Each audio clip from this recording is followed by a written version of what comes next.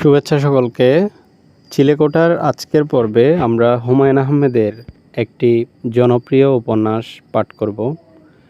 এটিকে ঠিক উপন্যাস বলা যাবে কিনা জানি না, কিন্তু এটি উপন্যাস হিসেবেই সকলের কাছে পরিচিত। এটা ক্যাটাগরি ওয়াইজ যদি আমরা চিন্তা করি তাহলে এটাকে আমরা উপন্যাসিকা হিসেবেও চিন্তা করতে পারি। উপন্যাসটি হচ্ছে গৌরীপুর জংশন। গৌরীপুর জংশন আমাদের নতুন করে বাঁচতে শেখায়। এই বইটির নামকরণটিও একটি ঐতিহাসিক ব্যাপার। বইটির নামকরণ করেন নির্মলেন্দু গুণ। নির্মলেন্দু গুণ এই বইয়ের পাণ্ডুলিপি পাঠ করে নাম দিলেন গৌরীপুর জংশন।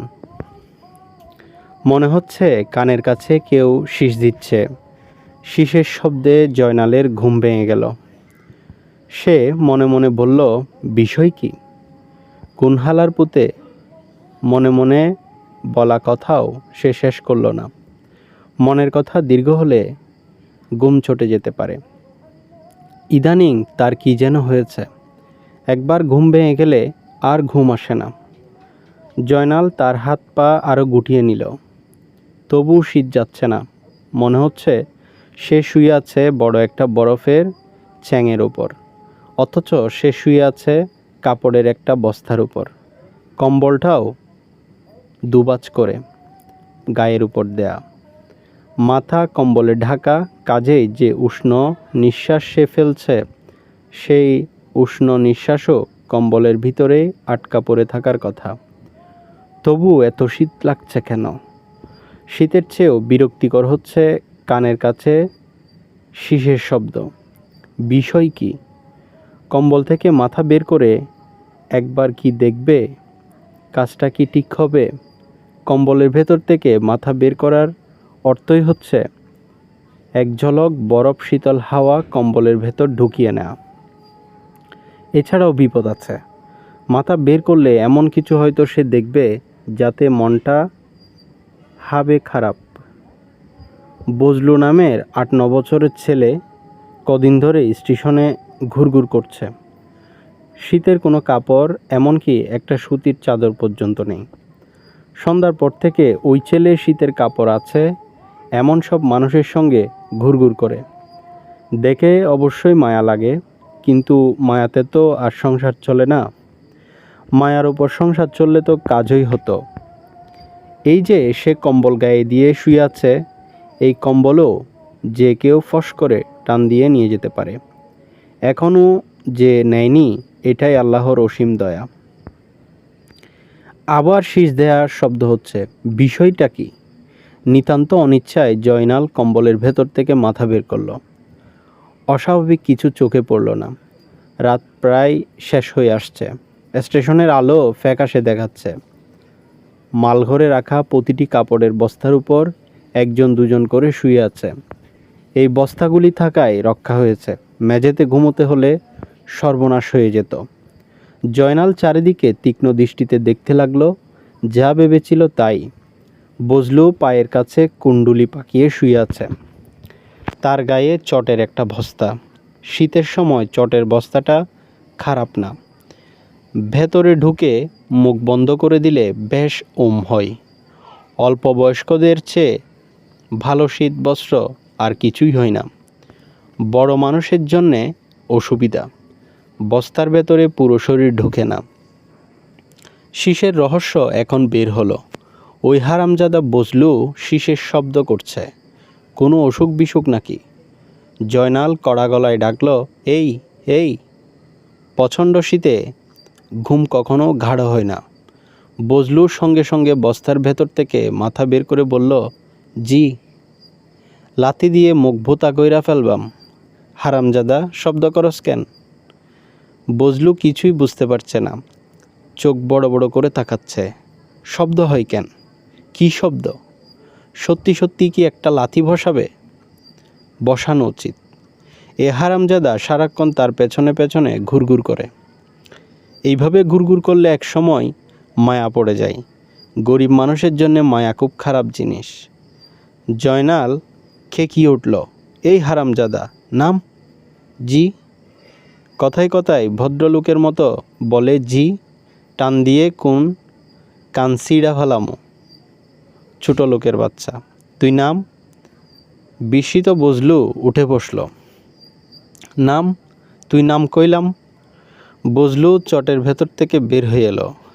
জয়নাল দেখল সে সত্যি সত্যি নেমে যাচ্ছে। তার মন খানিকটা খারাপ হলো। এতটা কঠিন না হলেও হতো। তবে এর একটা ভালো দিক আছে, এই বেটা এরপর আর তার পেছনে পেছনে ঘুরঘুর করবে না। যখন ফেরদৌসের দোকানে পরোটা ভাজি খাবে তখন একটু দূরে বসে চোখ বড় বড় করে তাকিয়ে থাকবে না। হারামজাদা একেবারে কুকুরের স্বভাব পেয়েছে। জয়নাল কম্বলে পুরো মুখ ঢেকে ফেলল। বুঝলো এখন কোথায় যাবে, কোথায় ঘুমোবে, এই নিয়ে তার মোটেই মাথা ব্যথা নেই। যেখানে ইচ্ছে যাক। শীষের শব্দ কানে না এলেই হলো। জয়নালের মন একটু অবশ্যই খচখচ করছে। সে মনের কচকচানিকে তেমন গুরুত্ব দিল না। ভেঙে যাওয়া ঘুমজোড়া লাগানোর চেষ্টা করতে লাগলো। পৌষ মাস শেষ হতে চলল, এখনও শীত কেন কে জানে। মনে হয় দুনিয়া উলটপালট হয়ে যাচ্ছে। কিয়ামত যখন নজদিক তখন এইরকম উলটপালট হয়। কিয়ামত যখন খুব কাছাকাছি চলে আসবে তখন হয়তো চৈত্র মাসেও শীতে হু হু করে কাঁপতে হবে। জয়নালের ঘুম আসছে না। বজলুকে ধমক দিয়ে সরিয়ে দেওয়াটা ঠিক হয়নি। মনের কচকচানি যাচ্ছে না। শোবার মতো কোনো জায়গা পেল কি না কে জানে। ছোট ছোট মানুষ, বেশি জায়গার তো দরকার নাই। দুহাত জায়গা হলেই হয়। এই দুহাত জায়গায় বা কে কাকে দেয়। এই দুনিয়া খুবই কঠিন। 200টা জায়গাও কেউ কাউকে ছাড়ে না। মায়া মহব্বত বলেও কিছু নেই। অবশ্যই মায়া মহব্বত না থাকার কারণও আছে। কিয়ামত এসে যাচ্ছে। কিয়ামত যত নজদিক হয় মায়া মহব্বত ততই দূরে চলে যায়। আল্লাহ পাক মায়া মহব্বত উঠিয়ে নেন। দোষের বাগী হয় মানুষ, অথচ বেচারা মানুষের কোনো দোষই নেই। বজলুর আপন চাচা যে বজলুকে গৌরীপুর স্টেশনে ছেড়ে চলে গেল, তার জন্য ওই চাচাকে দোষী মনে করার কোনো কারণ নেই। সেই বেচারার তো নিশ্চয় সংসার চলছিল না, কি করবে। ভাতিজাকে স্টেশনে ফেলে চলে গেছে, তাও তো লোকটার বুদ্ধি আছে, স্টেশনে ফেলে গেছে। স্টেশন হচ্ছে পাবলিকের জায়গা, গভর্নমেন্টের জায়গা। এই জায়গার উপর সবার দাবি আছে। তাছাড়া স্টেশনে কেউ না খেয়ে থাকে না, কিছু না কিছু জুটেই যায়। আর একটু বড় হলে মাল বওয়া শুরু করতে পারবে। একটা সুটকেস নামালে 2 টাকা, ওভারব্রিজ পার হলে 5 টাকা। তেমন ভদ্রলোক হলে বাড়তি বকশিস। অবশ্যই ভদ্রলোক এখন তেমন নেই। সামান্য 1-2 টাকার জন্য যেভাবে কথা চালাচালি করে যে এক সময় জয়নালের ইচ্ছে করে একটা চর বসাতে। একদিন একটা চর বসিয়ে দেখলে হয়। চর খেলে কি করবে? কিছুক্ষণ নিশ্চয় কথা বলতে পারবে না, হতভম্ব হয়ে তাকিয়ে থাকবে। তারপর কি করবে? দেখতে ইচ্ছে করে। ভদ্রলোকরা বিপদে পড়লে মজাদার কাণ্ড কারখানা করে। তার যখন বোঝা টানার ক্ষমতা ছিল তখন মজা দেখার জন্যে ভদ্রলোকদের মাঝে মধ্যে বিপদে ফেলে দিত। একবার এক ভদ্রলোকের বিছানা বালিশ ট্রাঙ্ক সে ওভারসিজ পার করে দিল। 2 মনের মতো বোঝা। ভদ্রলোকের হাতে একটা হ্যান্ডব্যাগ, এটাও তিনি নিতে পারছেন না। বললেন, ওই কুলি, এ ব্যাগটা কাঁধে নিয়ে নে। পারবি না? কি কথার ঢং! কুলি বলেই তুই তুই করে বলতে হবে? আর এই ফলকা ব্যাগ, এইটাও হাতে নেওয়া যাবে না? জয়নাল উদাস ভঙ্গিতে বলল, দেন। পারবি তো? দেখিস, ফেলে দিস না। ট্রাঙ্কে কাছের জিনিস আছে, সামলে যাবে। আপনি নিজেও সামালকে সিঁড়ি দিয়ে উঠবেন। বৃষ্টি হয়েছে, সিঁড়ি পিছল। আরে বেটা, তুই দেখি রসিক আছিস। দেখা গেল ভদ্রলোক নিজেও বেশ রসিক। মালামাল পার করবার পর গম্ভীর গলায় বললেন, নে 3 টাকা দিলাম। মালের জন্য 2 টাকা, 1 টাকা বকশিস। জয়নালের মাথায় চট করে রক্ত উঠে গেল। এই ছোট লোক বলে কি? সে অতি দ্রুত নিজেকে সামলে নিয়ে বলল, টাকা দেওয়ানোর দরকার নাই, আপনার জন্য ফ্রি। কি বললি? টাকা দিতে হইব না? মজা করবার জন্যেই জয়নাল উদাস গলায় বলল, টাকা পয়সা দিয়ে কি হইব কন? টাকা পয়সা হইল হাতের ময়লা। ভদ্রলোক রেগে আগুন হয়ে বললেন, 3 টাকা তোর কাছে কম মনে হচ্ছে? সেটা তুই বল। সিসি, কম মনে হইব কেন? 3 টাকা অনেক টাকা। 3 টাকায় 2 সের লবণ হয়। 2 সের লবণে একটা মানুষের 1 বছর যায়। কম কি দেখলেন? আচ্ছা তাইলে যাই। বলেই জয়নাল আর দাঁড়ালো না। বেশ গম্ভীর ছালে ওভারব্রিজের সিঁড়ি বেয়ে উঠতে লাগলো। প্রথম কিছুক্ষণ ভদ্রলোক কথা বললেন না, তারপর ব্যাকুল হয়ে ডাকতে শুরু করলেন, এই শুনে যাও, এই ছেলে, এই শুনে যাও। জয়নালের আনন্দের সীমা রইল না। তুই থেকে তুমিতে উঠেছে। এটা মন্দ কি? যে শুরুতে তাকে তুই তুই করছিল, সেই লোক তুমি করছে। এর চেয়ে বড় বিজয় তার মতো লোক আর কি আশা করতে পারে? জয়নাল ফিরেও তাকালো না। ওই লোক ছটপট করছে। মালপত্র ফেলে ছুটে আসতে পারছে না, আবার সামান্য একটা কুলি তাকে অপমান করে চলে যাবে, এটাও বরদাস্ত করতে পারছে না।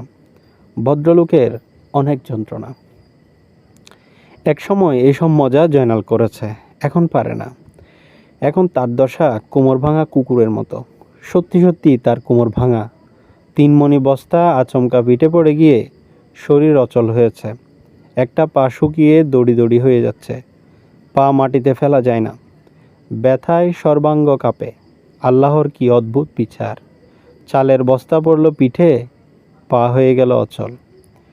একের অপরাধে অন্যে শাস্তি পাচ্ছে।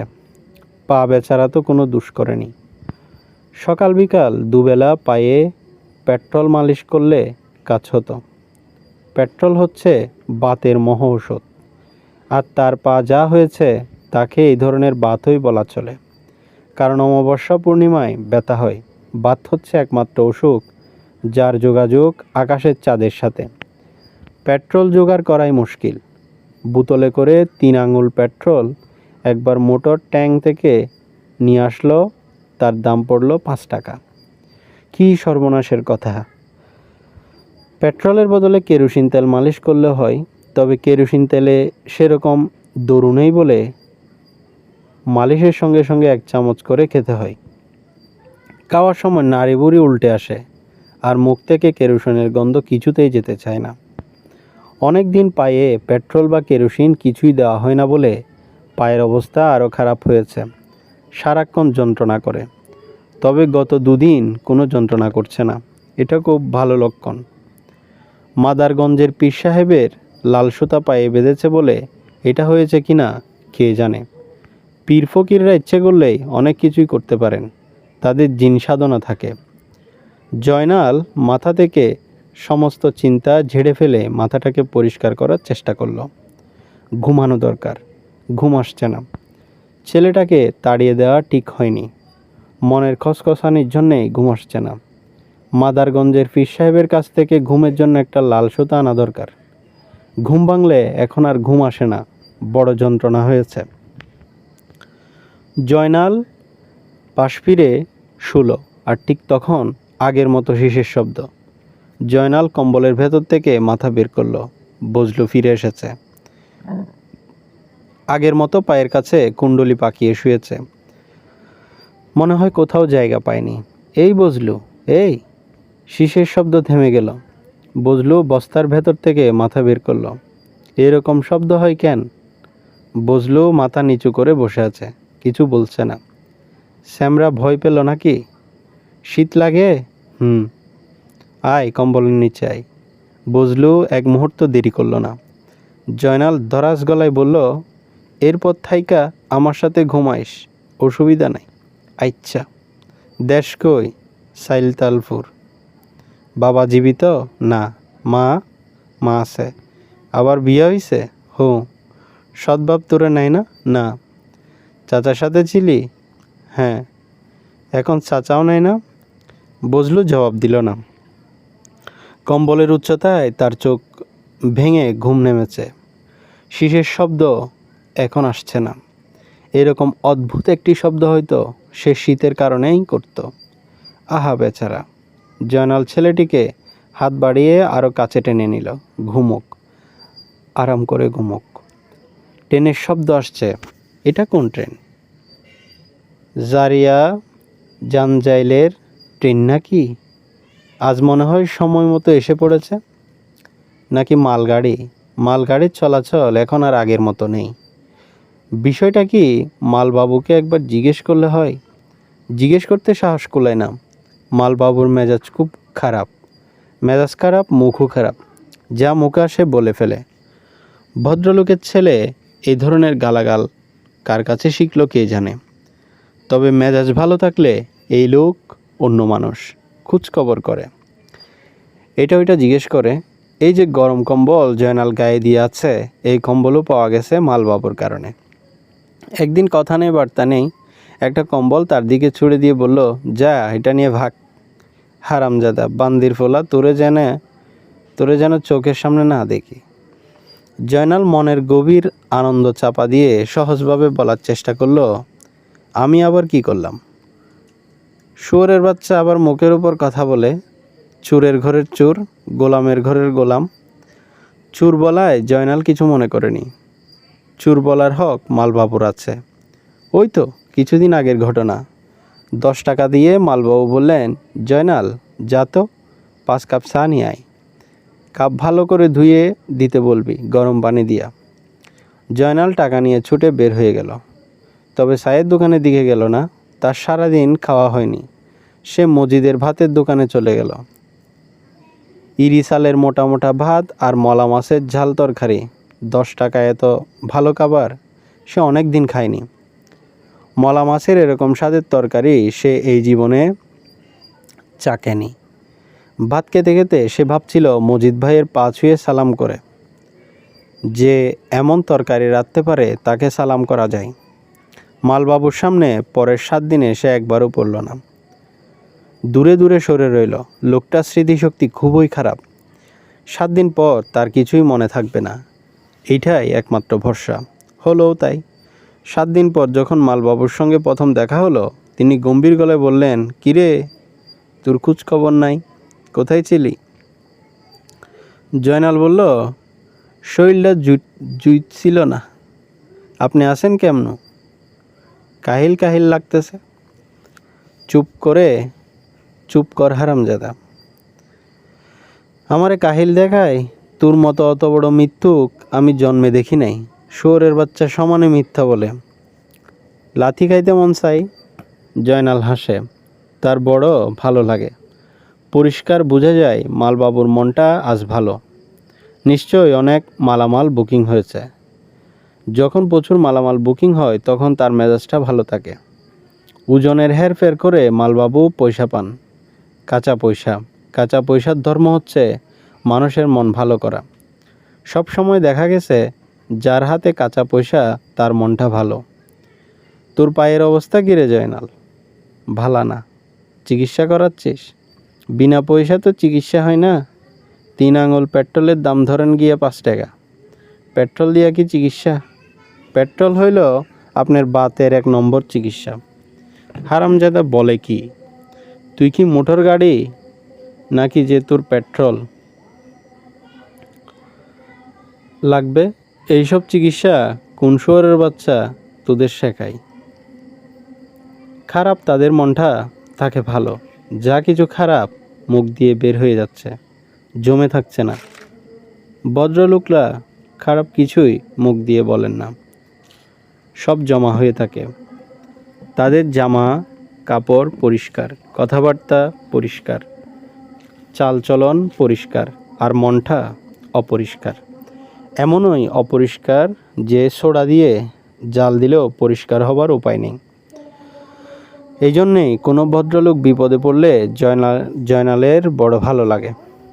ভদ্রলোক বিপদে পড়ে চোখ বড় বড় করে যখন এদিক ওদিক চায়, ফটাফট ইংরেজিতে কথা বলে, তখনই বড় মজা লাগে। তবে ভদ্রলোকরা সহজে বিপদে পড়ে না। বিপদে পড়ে তার মতো মানুষ।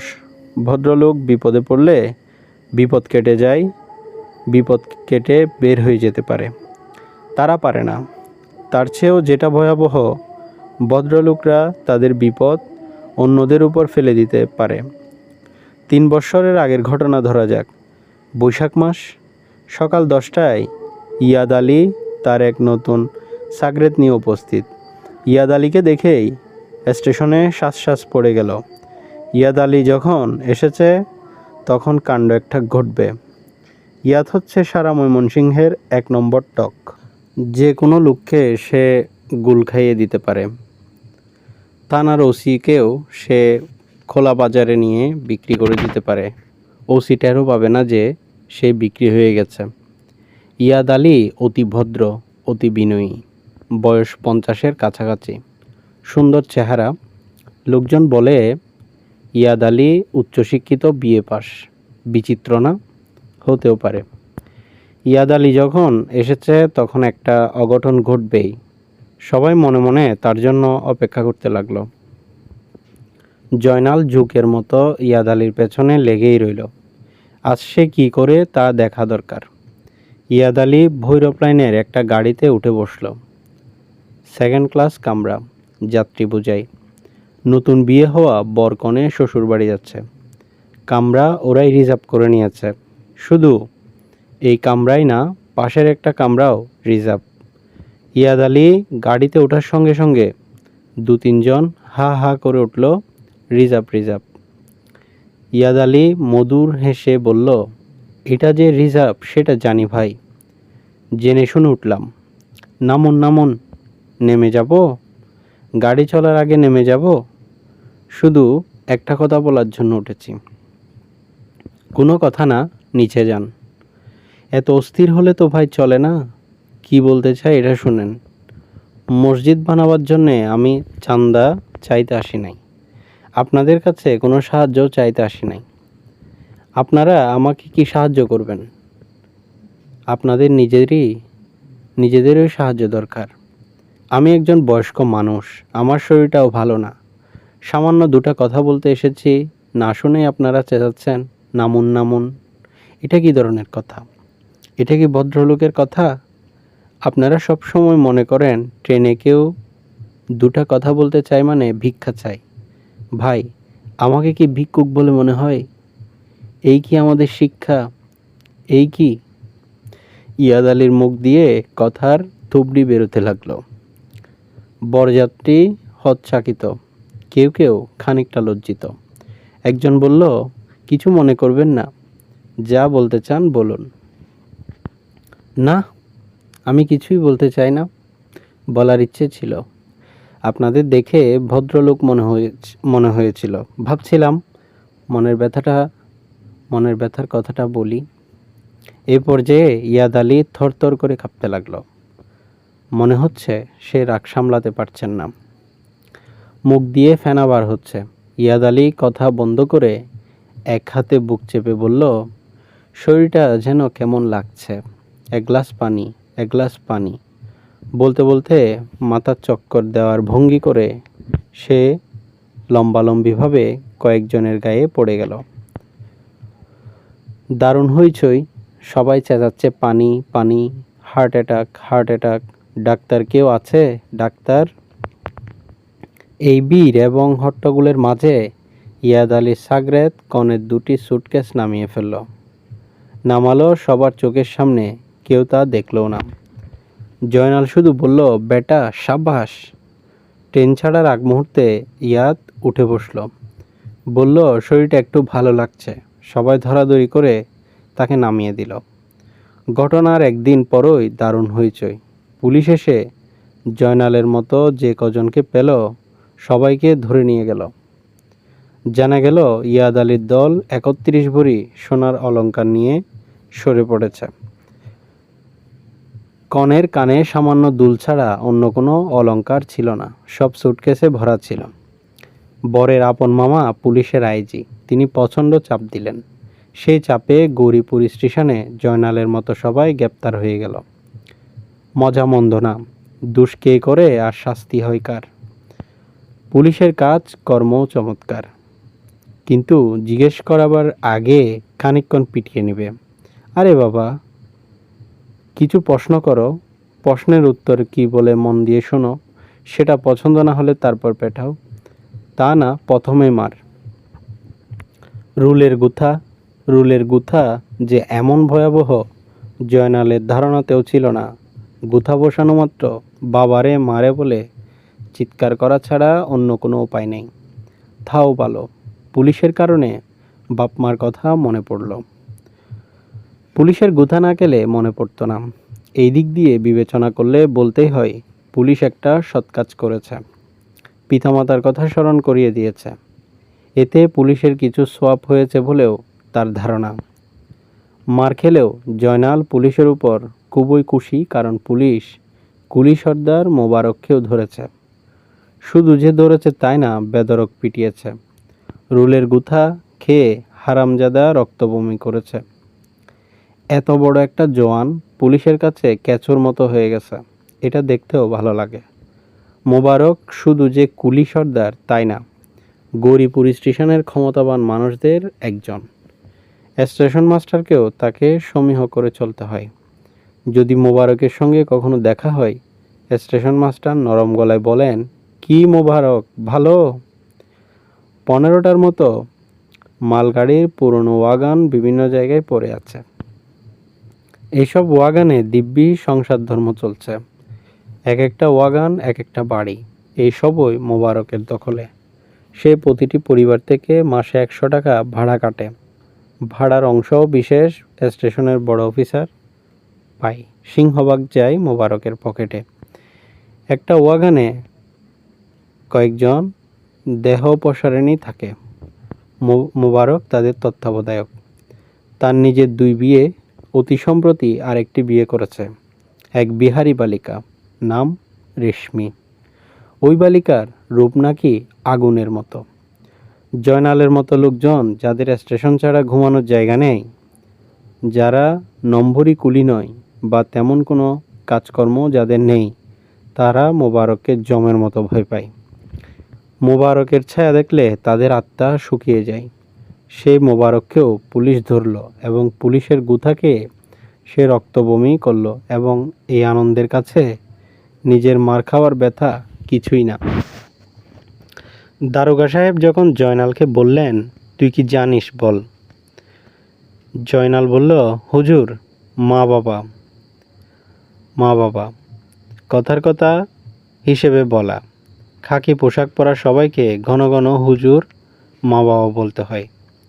বলল, আমি কিছুই জানি না, লুলা মানুষ।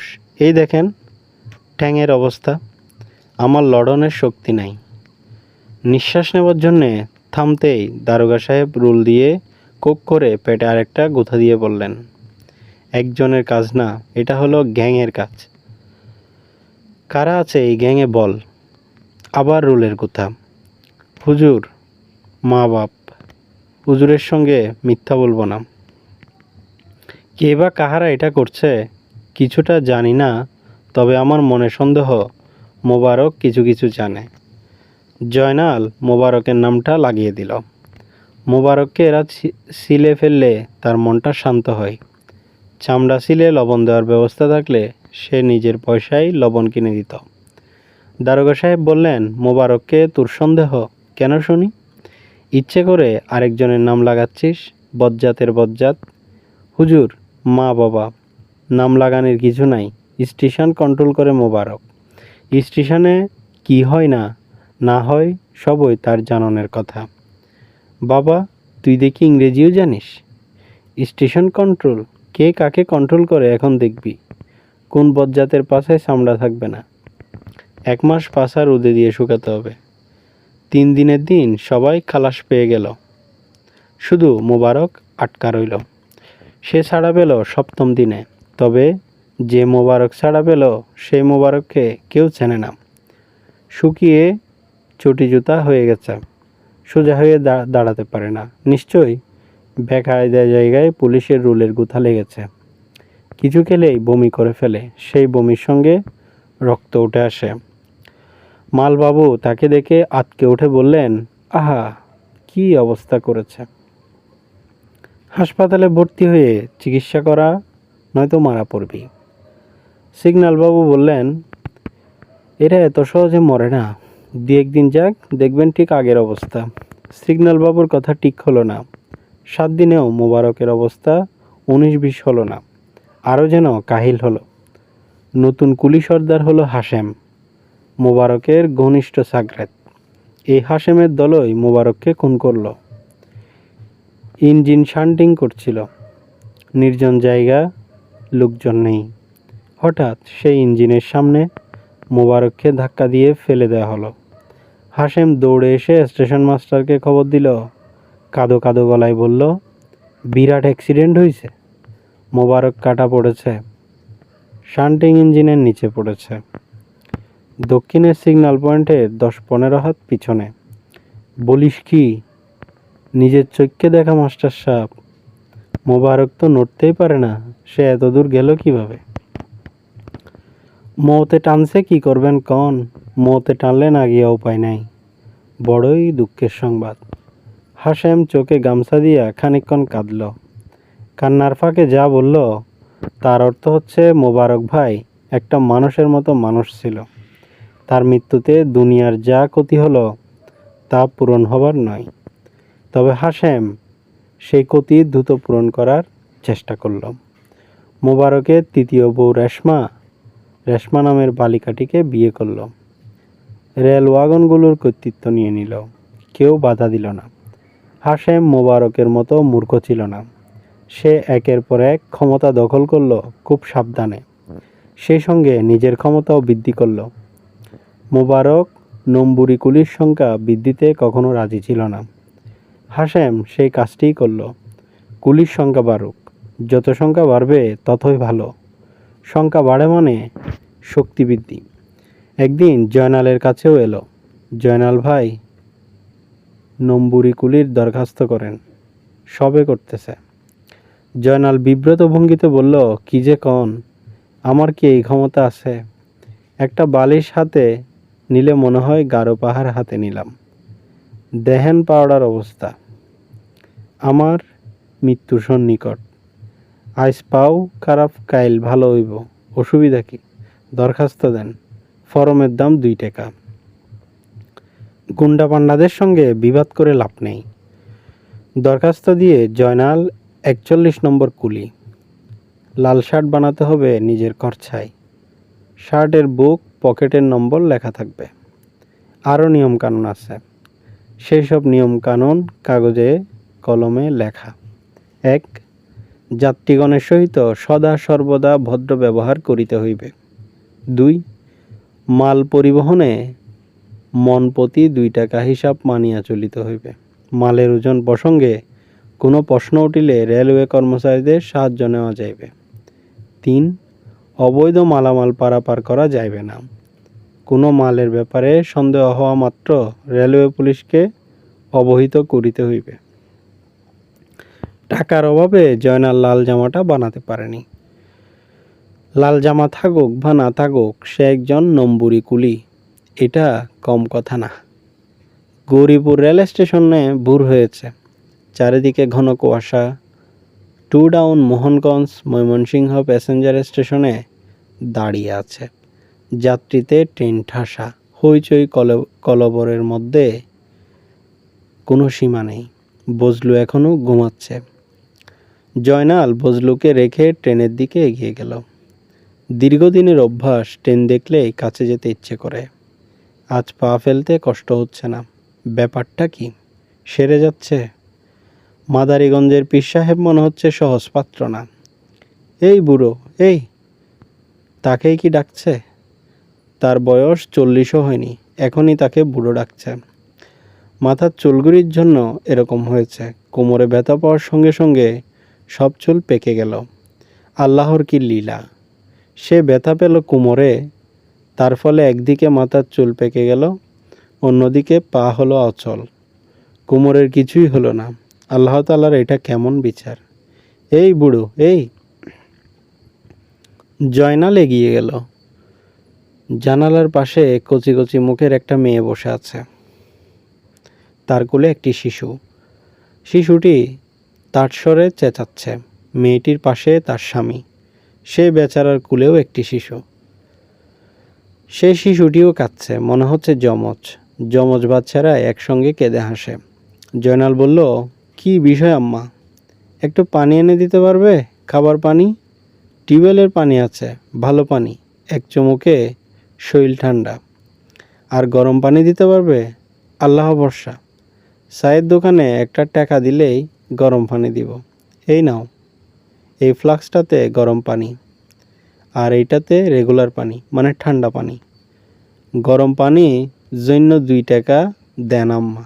মেয়েটি টাকা খুঁজতে, তার বিশাল কালো ব্যাগে সম্ভবত 1 টাকার কোনো নোট নেই।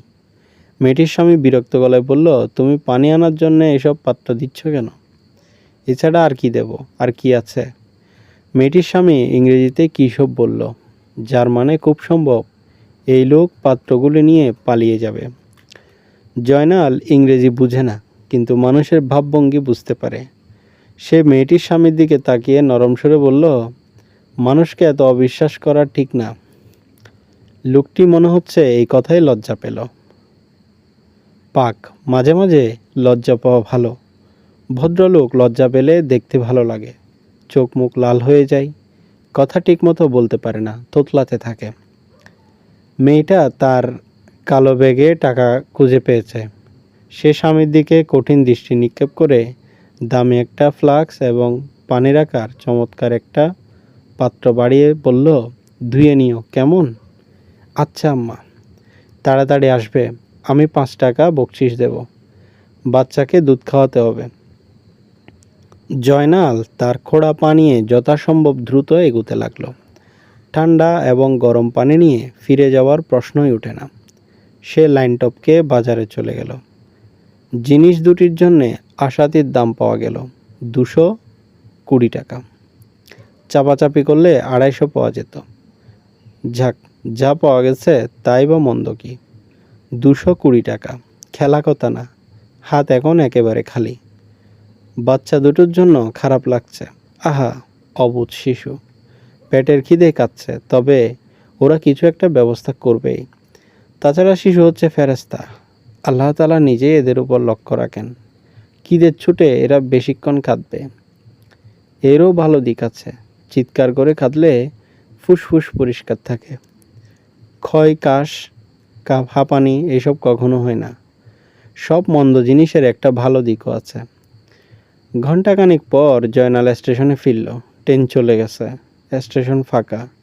বজলু কম্বল ভাঁজ করে বগলে নিয়ে চুপচাপ বসে আছে। ঠ্যাঙ্গায় করে জয়নাল পরোটা ভাজি নিয়ে এসেছে।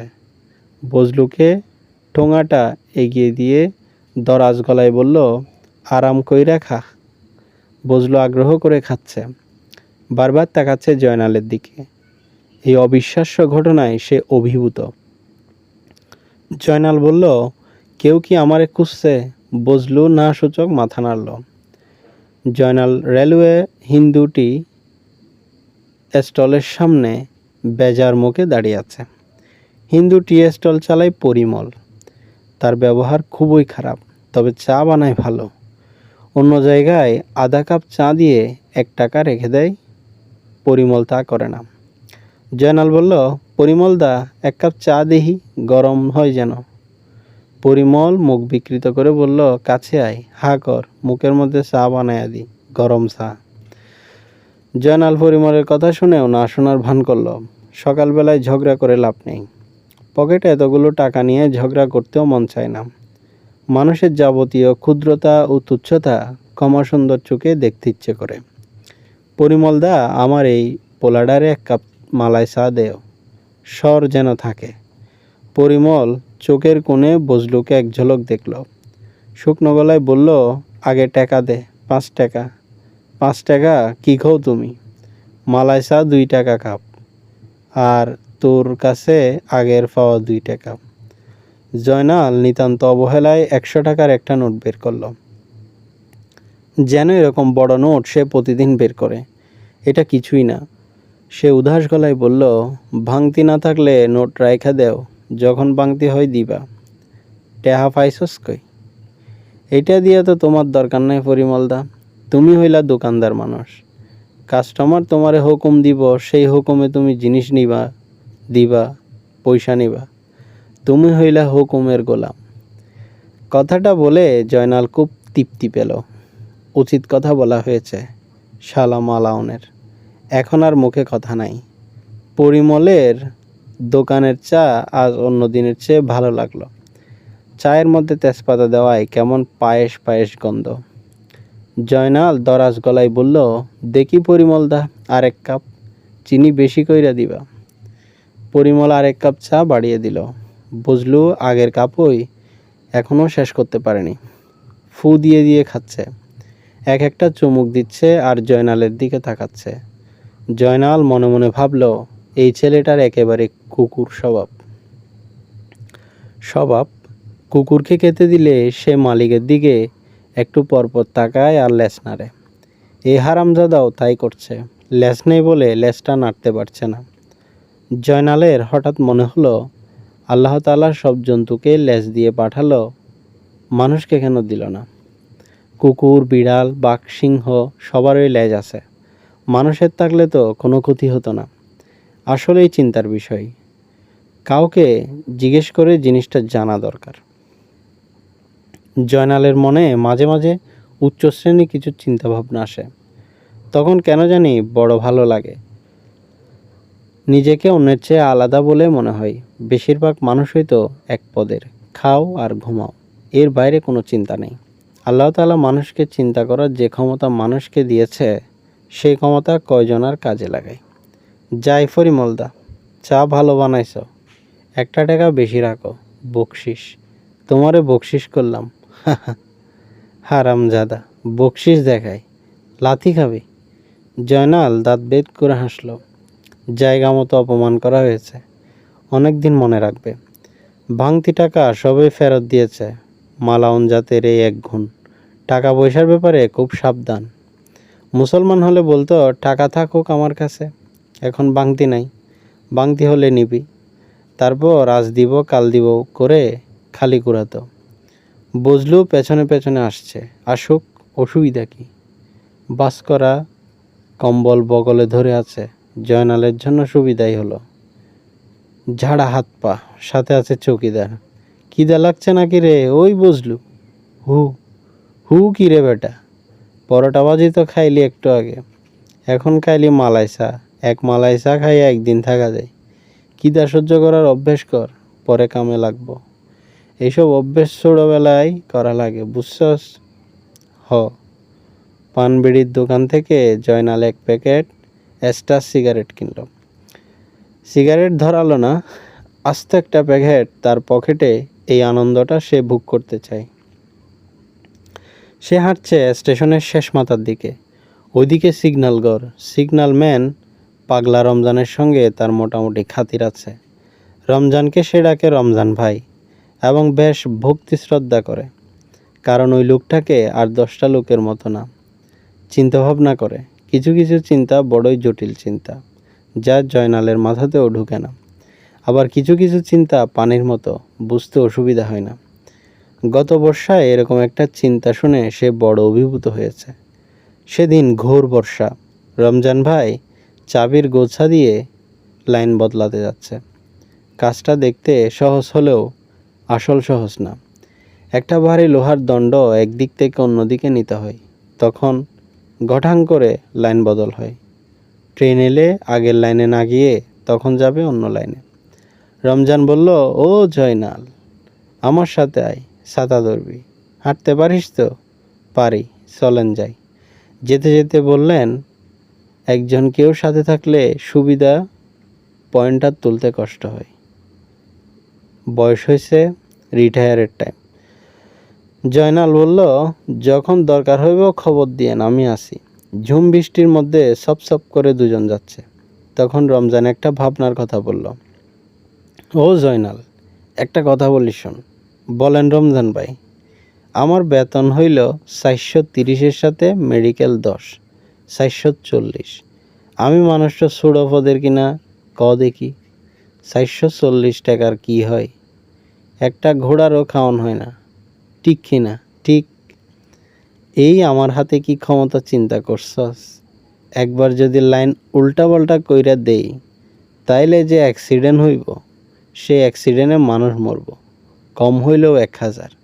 কি সর্বনাশ! 1000 মানুষের জান হাতের মুঠায় নিয়ে কাম করি। বুক ধরফর করে, বুঝলি জয়নাল? আমারে বুক ধরফর করতেছে রমজান ভাই। তোরে গোপনে একটা কথা কই, মন দিয়া শোন। একদিন দিমু অ্যাক্সিডেন্ট বাজে। কি কইলেন? আমি এক কথা একবারই কই, 10 বার কই না। হ, কোন দিন? যে কোন দিন হইতে পারে, আজও হইতে পারে। কি সর্বনাশের কথা! হু হু, সর্বনাশ বলে সর্বনাশ। এর নাম সাড়ে সর্বনাশ। কথা কিন্তু গোপন রাখবি, কাকপক্ষীও যেন না জানে। কাকপক্ষী না জানার মতো গোপন সংবাদ এটা না। স্টেশনে সবাই জানে। পাগলা রমজান নাম তো শুধু শুধু হয়নি, এইসব কথাবার্তার জন্য হয়েছে। তবে লোকটার মাথায় চিন্তা খুব ভালো কেলে, এই জন্যই তাকে খুব ভালো লাগে। লেজ বিষয়ক যে চিন্তাটা জয়নালের মাথায় এসেছে, এর সহজ ব্যাখ্যা একমাত্র জয়নাল ভাইই দিতে পারেন। রমজানকে পাওয়া গেল ঘুমটি করে।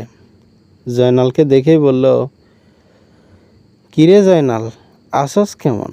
ভালা? সাথে এই ফোলাকে, স্টেশনের ফোলা আছে আমার সাথে। সিগারেট খাবেন রমজান ভাই? নিজের পয়সায় ছাড়া অন্যের জিনিস খায় না।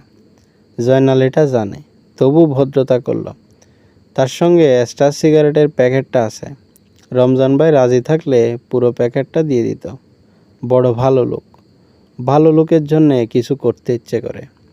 রমজান ভাই, কি?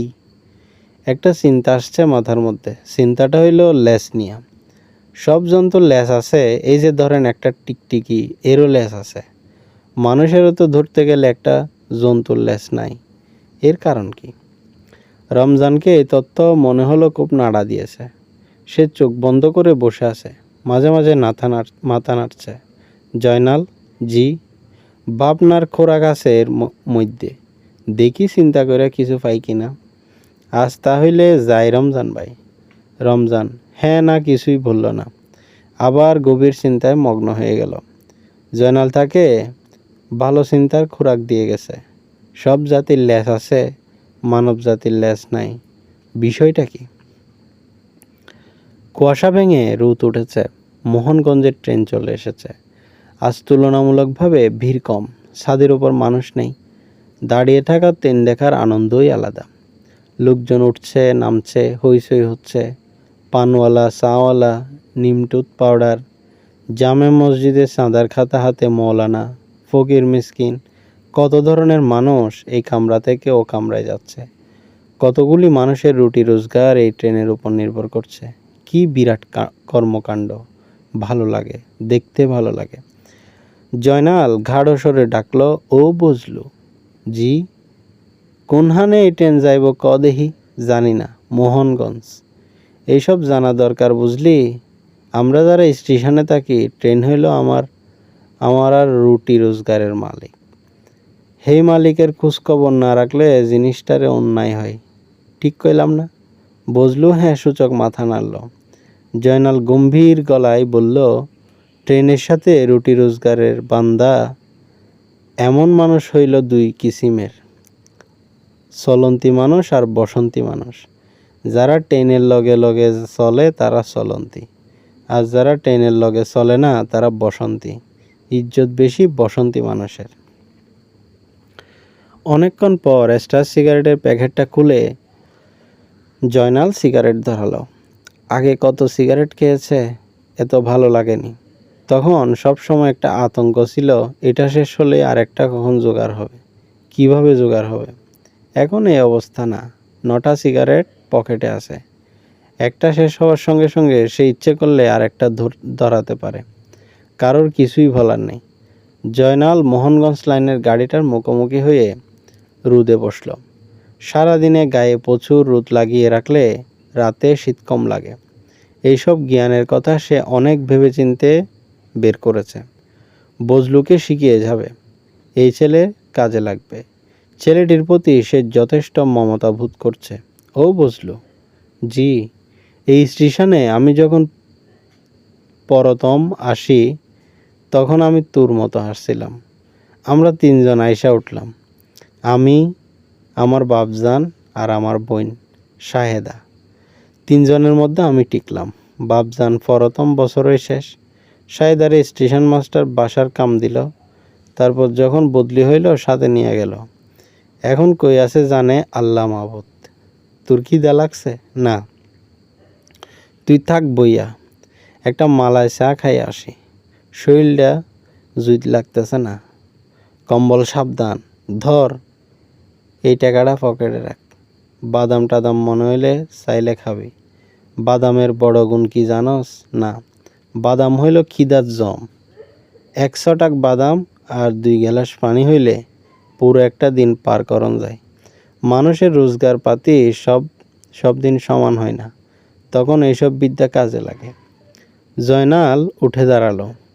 পাটা আবার যন্ত্রণা দিচ্ছে। যন্ত্রণাকে সে আমল দিল না।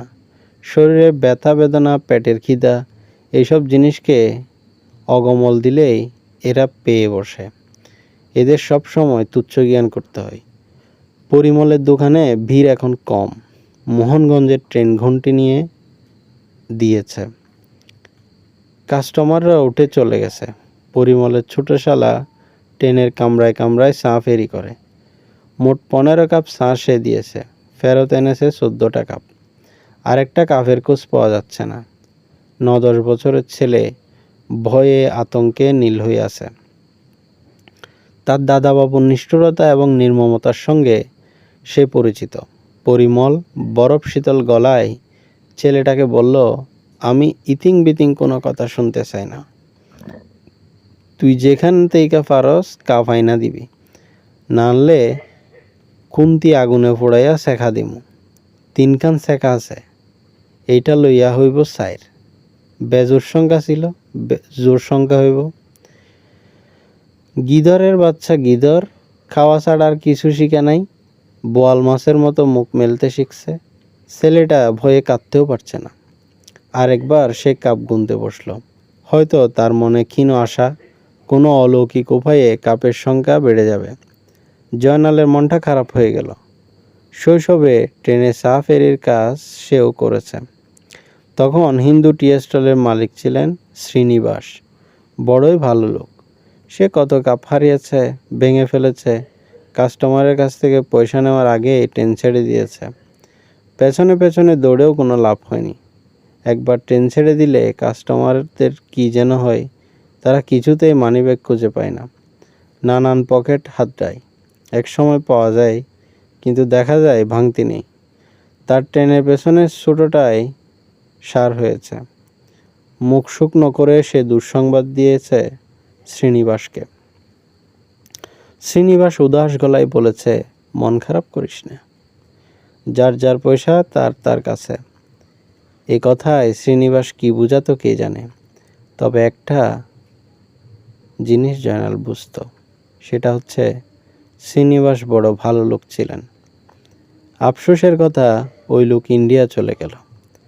ভালো ভালো হিন্দু সব চলে গেছে, খারাপগুলিও পড়ে আছে। এইটাই আফসোস। পরিমলের মতো হারামজাদা থেকে গেল। সে চলে গেলে কি হতো? বাচ্চা ছেলেটাকে সত্যি সত্যি গরম খুন্তির ছেঁকা দেয় কিনা কে জানে। দিতেও পারে, না দিলে এই ছেলে এত ভয় পাচ্ছে কেন?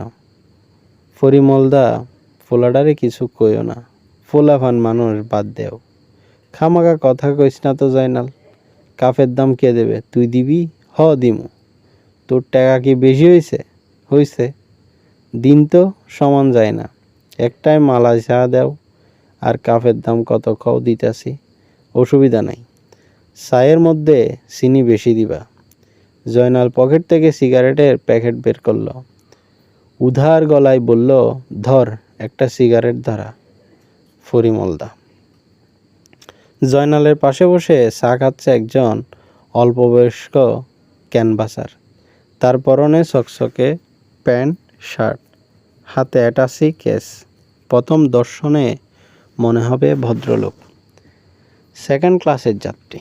শুধু অভিজ্ঞ চোখই বলতে পারবে এ আসলে একজন ক্যানভাসার, যে শুল বেদনার ওষুধ কিংবা কান পাকার ওষুধ বিক্রি করে। জয়নাল লোকটির দিকে তাকিয়ে সহজ স্বরে বলল, ভাইজান কি? লোকটা প্রথম একটু চমকে উঠল, তারপর নিজেকে সামলে নিয়ে বলল, বাতের ওষুধ। নিজেই বানান?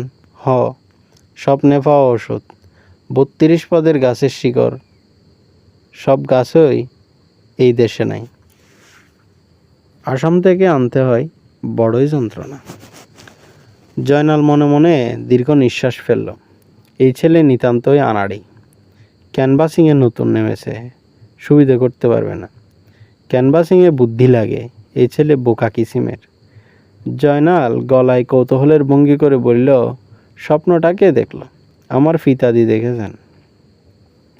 সব মানুষ স্বপ্নে কেবল বাতের ওষুধ পায়, বিষয়টা কি কন দেখি। এই লাইনে 5 জন স্বপ্নে পাওয়া বাতের ওষুধ বেছে, আপনারে নিয়ে হইল 6। আমি এই লাইনের না, আমি ময়মনসিংহ জামালপুর লাইনের। স্বপ্নের সে ভালো কোনো ওষুধ পান না। ভালো ওষুধ মানে? এই ধরেন খিদা নষ্ট হওয়ার ওষুধ, তা হইলে গরিবের উপকার হইত। লোকটি বিরক্ত চোখে তাকাচ্ছে। জয়নাল বলল, আপনার ফিতাজি যদি জীবিত থাকে তাহলে তারে বলেন স্বপ্নে খিদার বড়ি জোগাড় করতে, খুব চলব। 1 বড়িতে লাখপতি। মস্করা করতেছেন? না, মস্করা করব কেন? আপনি তো আমার দুলাভাই না। নেন সিগারেট নেন, চা খাইবেন? খান আর 1 কাপ, আমি দাম দিব। টাকা পয়সা হইল হাতের ময়লা। পরিমল দা, ইনার 1 কাপ চা দেও, খরচ আমার। হঠাৎ জয়নালের মন খারাপ হয়ে গেল। বাচ্চা দুটোর জন্য খারাপ লাগছে, তবে এতক্ষণে তারা ময়মনসিংহ পৌঁছে গেছে। একটা কিছু ব্যবস্থা তারা নিশ্চয় করেছে, তবে সারা পথ ওই লোক বোধহয় তার বউকে বকাঝকা করেছে। বউটা চোখের পানি ফেলেছে। আহা বেচারি, আহা। কুলি সর্দার হাসেম লম্বা লম্বা পা ফেলে আসছে। জয়নালের বুকটা স্যাং করে উঠল। কিছু জানে না তো? স্টেশনের অনেক গোপন নিয়ম কানুন আছে। মালামাল পাচার হলে প্রথম জানাতে হবে হাসেমকে। বিক্রির ব্যবস্থা হাসেমই করবে। দামের অর্ধেক হাসেমের, বাকি অর্ধেক যে কাজটা করবে তার। তবে সোনাদানার বেলায় অন্য হিসাব। জয়নাল বলল, হাসেম ভাই, চা খাইয়া যান, খরচ আমার। হাসেম থামল। তীক্ষ্ণ দৃষ্টিতে জয়নালকে এক পলক দেখেই এগিয়ে গেল। কোনো একটা বিষয় নিয়ে তাকে চিন্তিত মনে হচ্ছে। তার ব্যাপারে কিছু জেনে ফেলেনি তো? জানলে বিপদ আছে, মহা বিপদ। চায়ের দোকান থেকে বের হয়েই জয়নাল হুট করে 1 হালি কমলা কিনে ফেলল। 10 টাকা করে হালি। দরদাম করল, তারপর কিনল। দরদাম করতে ইচ্ছে করল না।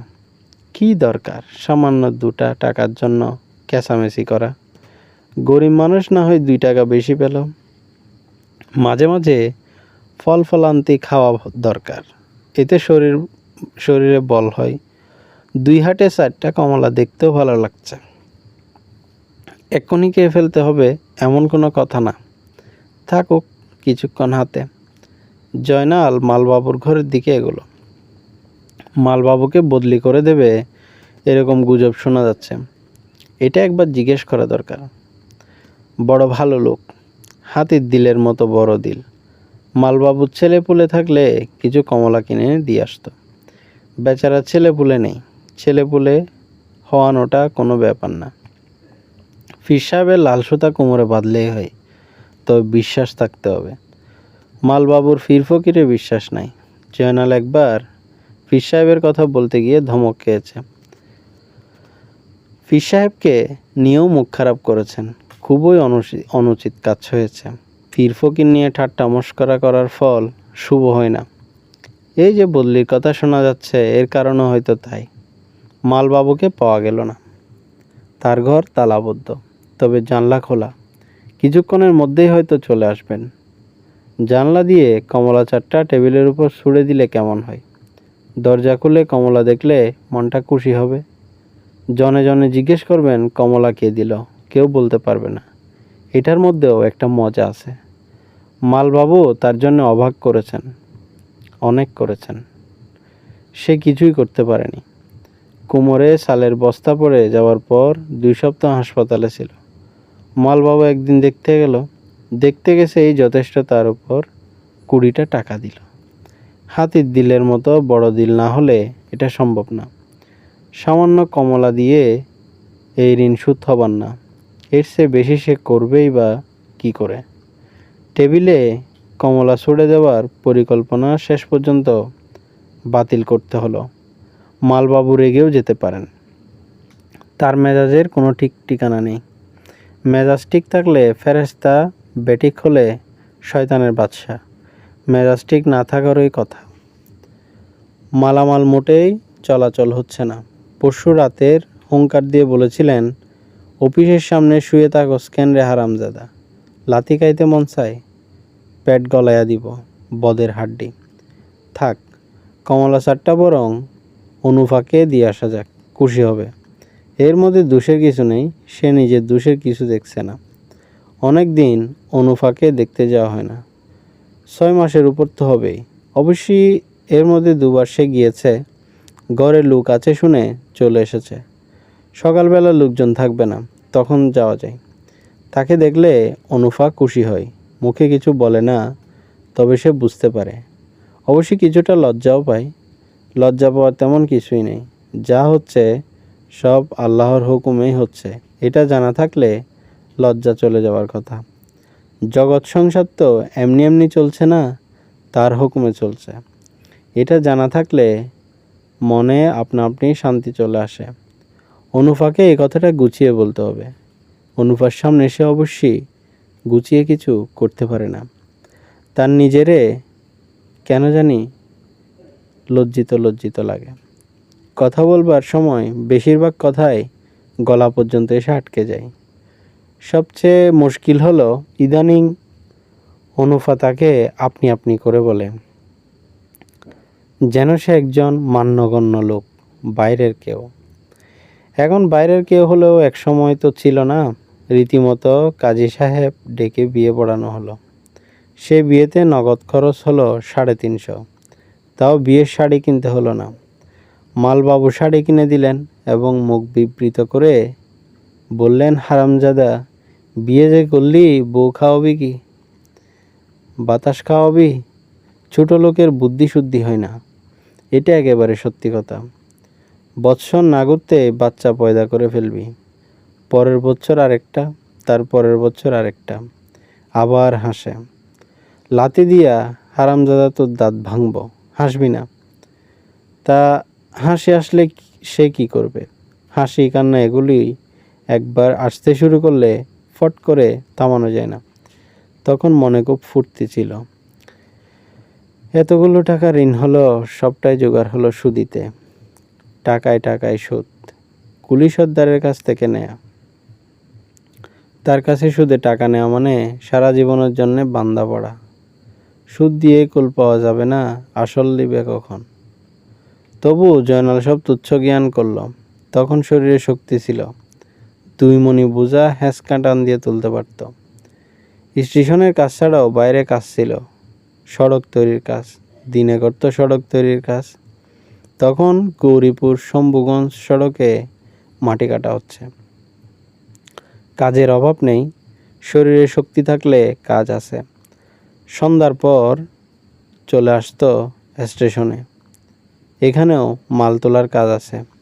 অবশ্যই রোজগারের সবটাই কুলি সর্দার নিয়ে নিত। টাকায় টাকা, সুদ দিতে গিয়ে শরীরে রক্ত ঠান্ডা হয়ে যায়। তার উপর সে একটা ঘর নিয়েছে গৌরীপুরের রাজাবাড়ির কাছে, একটা সনের ঘর। সমীর উদ্দিন রিক্সাওয়ালার ঘরের একটা অংশ। স্টেশন থেকে খানিকটা দূর। তাতে কি, হেঁটে হেঁটে বাড়ি ফিরতে তার মজাই লাগতো।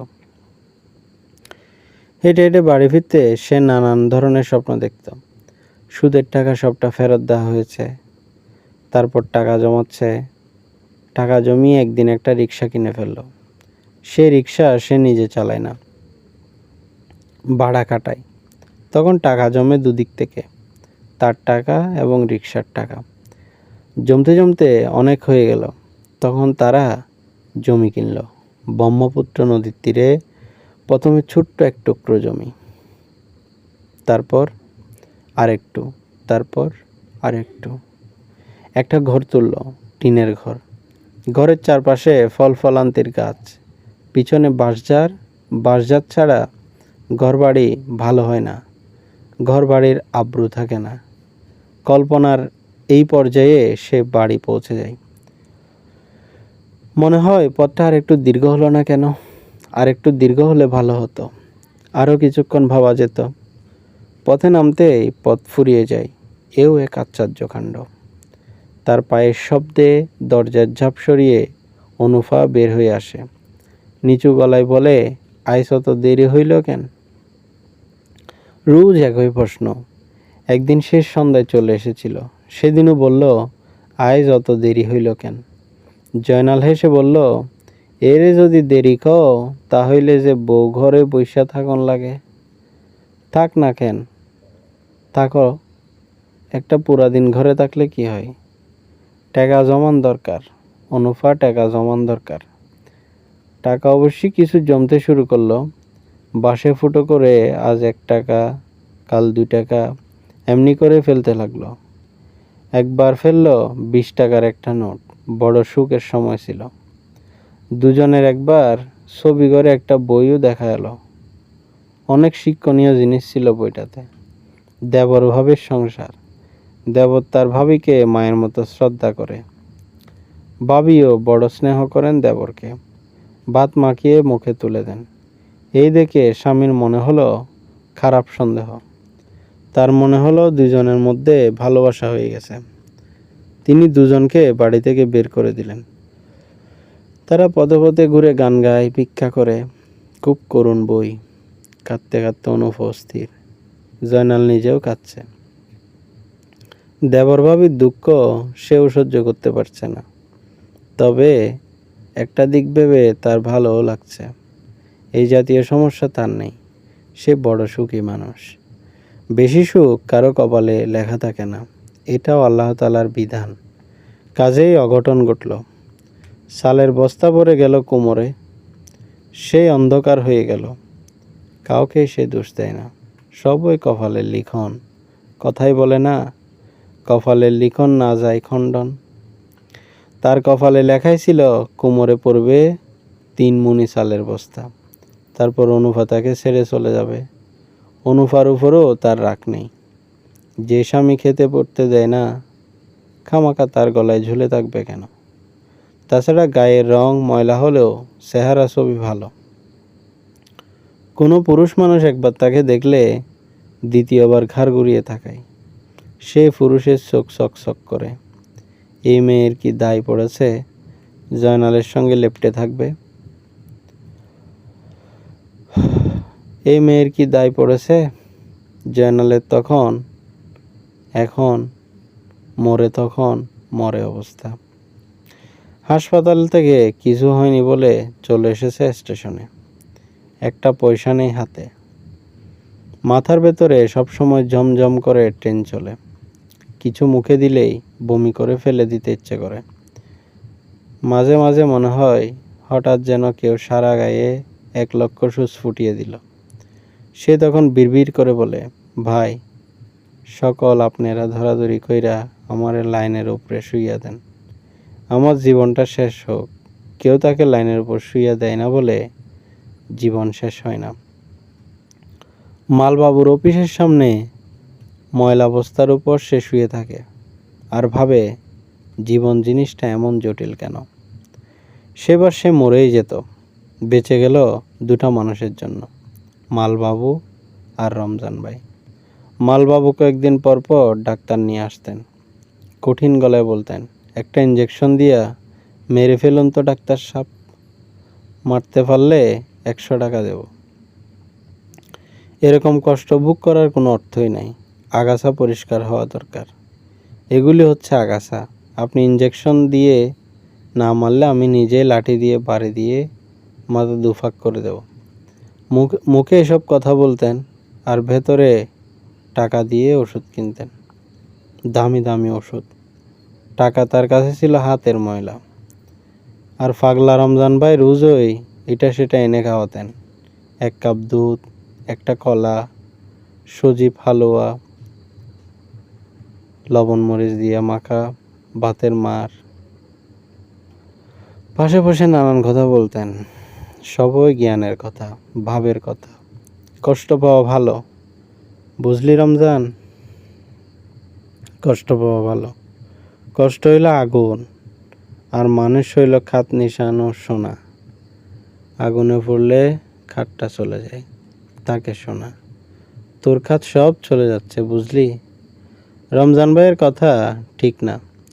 কষ্টে পড়ে সে চুর হয়েছে, আগে চুর ছিল না। বোধহয় তার মধ্যে সোনা কিছুই ছিল না, সবটাই ছিল খাত। হাতের 5টা আঙ্গুল যেমন সমান না, সব মানুষও তেমন সমান না।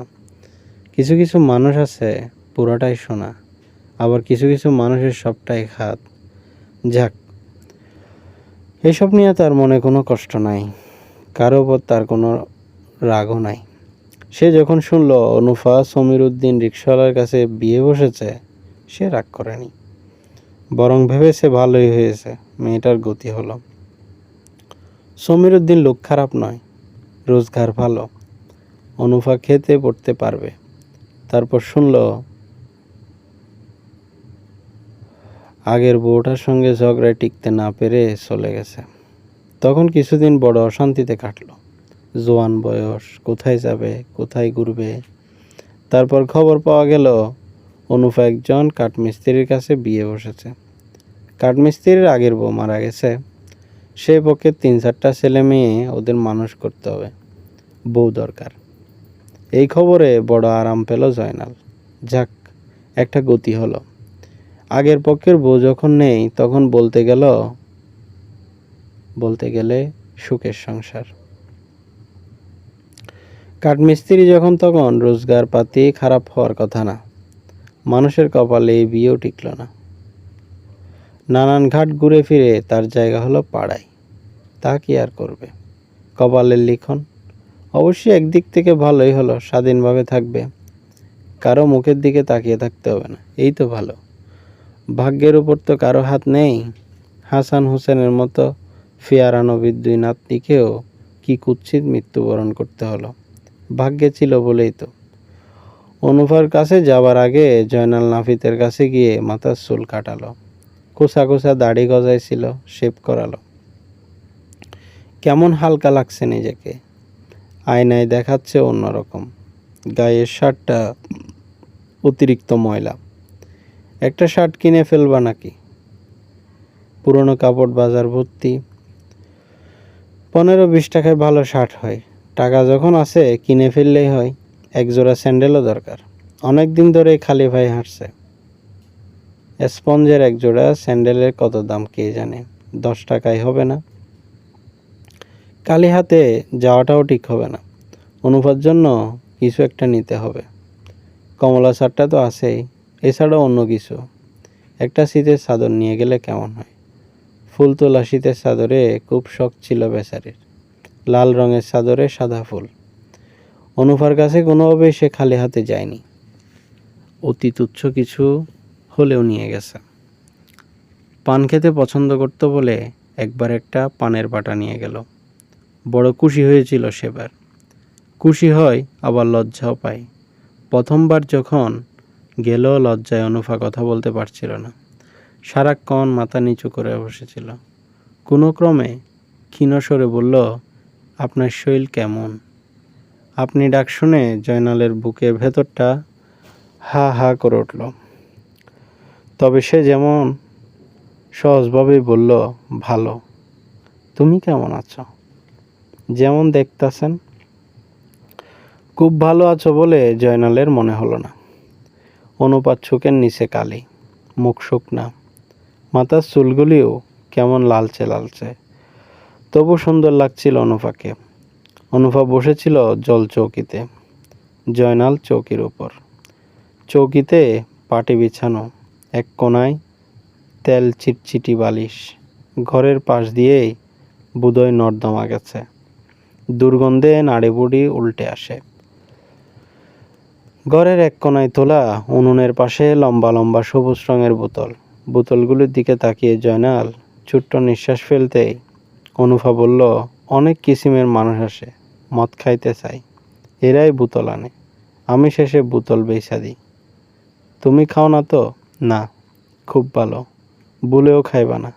মদ হইল গিয়া নিশার জিনিস, একবার নিশা হইলে আর ছাড়তে পারবা না, শরীর নষ্ট হইব। আমি খাই না, না খাওয়াই ভালো। এরপর জয়নাল আর কথা খুঁজে পায় না অনুপাও। দুজনেই অপরিচিত মানুষের মতো মুখোমুখি বসে থাকে। এক সময় জয়নাল বলে, উটি কেমন? অনুপা লাজুক স্বরে বলে, আর একটু বসেন। আচ্ছা বসি। অনুপা উঠে গিয়ে কোত্থেকে যেন চা নিয়ে আসে, সঙ্গে ছোট্ট পিরিচে একটা নিমকি, একটা কালো জাম। নিমকি, কালো জাম এবং চা জয়নাল খায়। না খেলে মনে দুঃখ পাবে, এত কষ্টের পয়সার রোজগার। ফেরবার সময় হেঁটে হেঁটে অনুপা তাকে অনেক দূরে গিয়ে দেয়। জয়নাল বলে, যাও গিয়া, আর আসো কেন, ঘর খোলা। অনুপা উধাম স্বরে বলে, থাকুক খোলা, করে আসেই কি, আর নিবই কি। অনুপা একেবারে সদর রাস্তা পর্যন্ত আসে, দাঁড়িয়ে থাকে রাস্তার মোড়ে। জয়নাল যতবার ঘাড় ফিরিয়ে তাকায়, ততবারই দেখে অনুপা দাঁড়িয়ে আছে, মাথায় ঘুমটা। অনুপার চোখ বড় মায়াময় মনে হয়। তাকে গৃহস্থ ঘরের বউয়ের মতোই লাগে, পাড়ার মেয়ে বলে মনে হয় না। রাস্তার চ্যাংড়া ছেলেফেলেরা অনুপাকে দেখিয়ে অশ্লীল ইঙ্গিত করে, সুর করে বলে, নড়ি বেড়ি, নড়ি বেড়ি। অনুপার তাতে কোনো ভাবান্তর হয় না। জয়নাল অনেকগুলি টাকা খরচ করে ফেলল।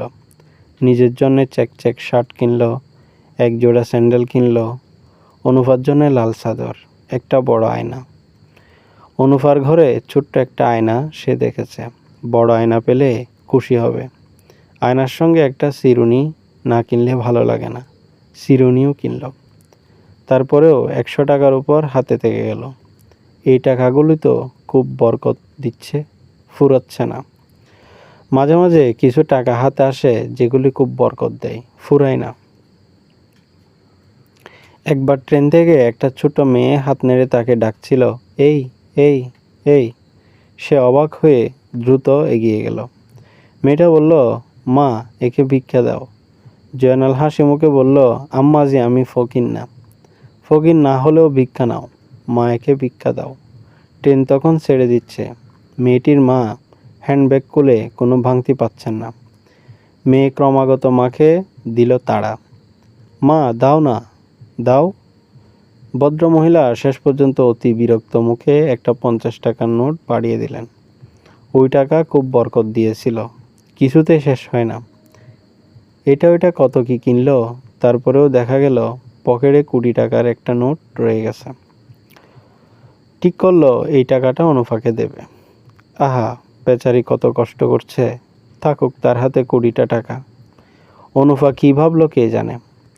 মেয়ে মানুষের মন অন্য কিছু ভেবে বসেছিল হয়তো ছিল, হয়তো কেঁদে কেটে অস্থির, কিছুতেই টাকা নেবে না। শেষ পর্যন্ত নিলই না। চোখ মুছতে মুছতে আবার আগের মতো রাস্তার মোড় পর্যন্ত পৌঁছে দিতে এলো। রাস্তার বদমায়েশ ছোকরাগুলি আগের মতো চেঁচাতে লাগলো, নড়ি বেটি যাই, নড়ি বেটি যাই।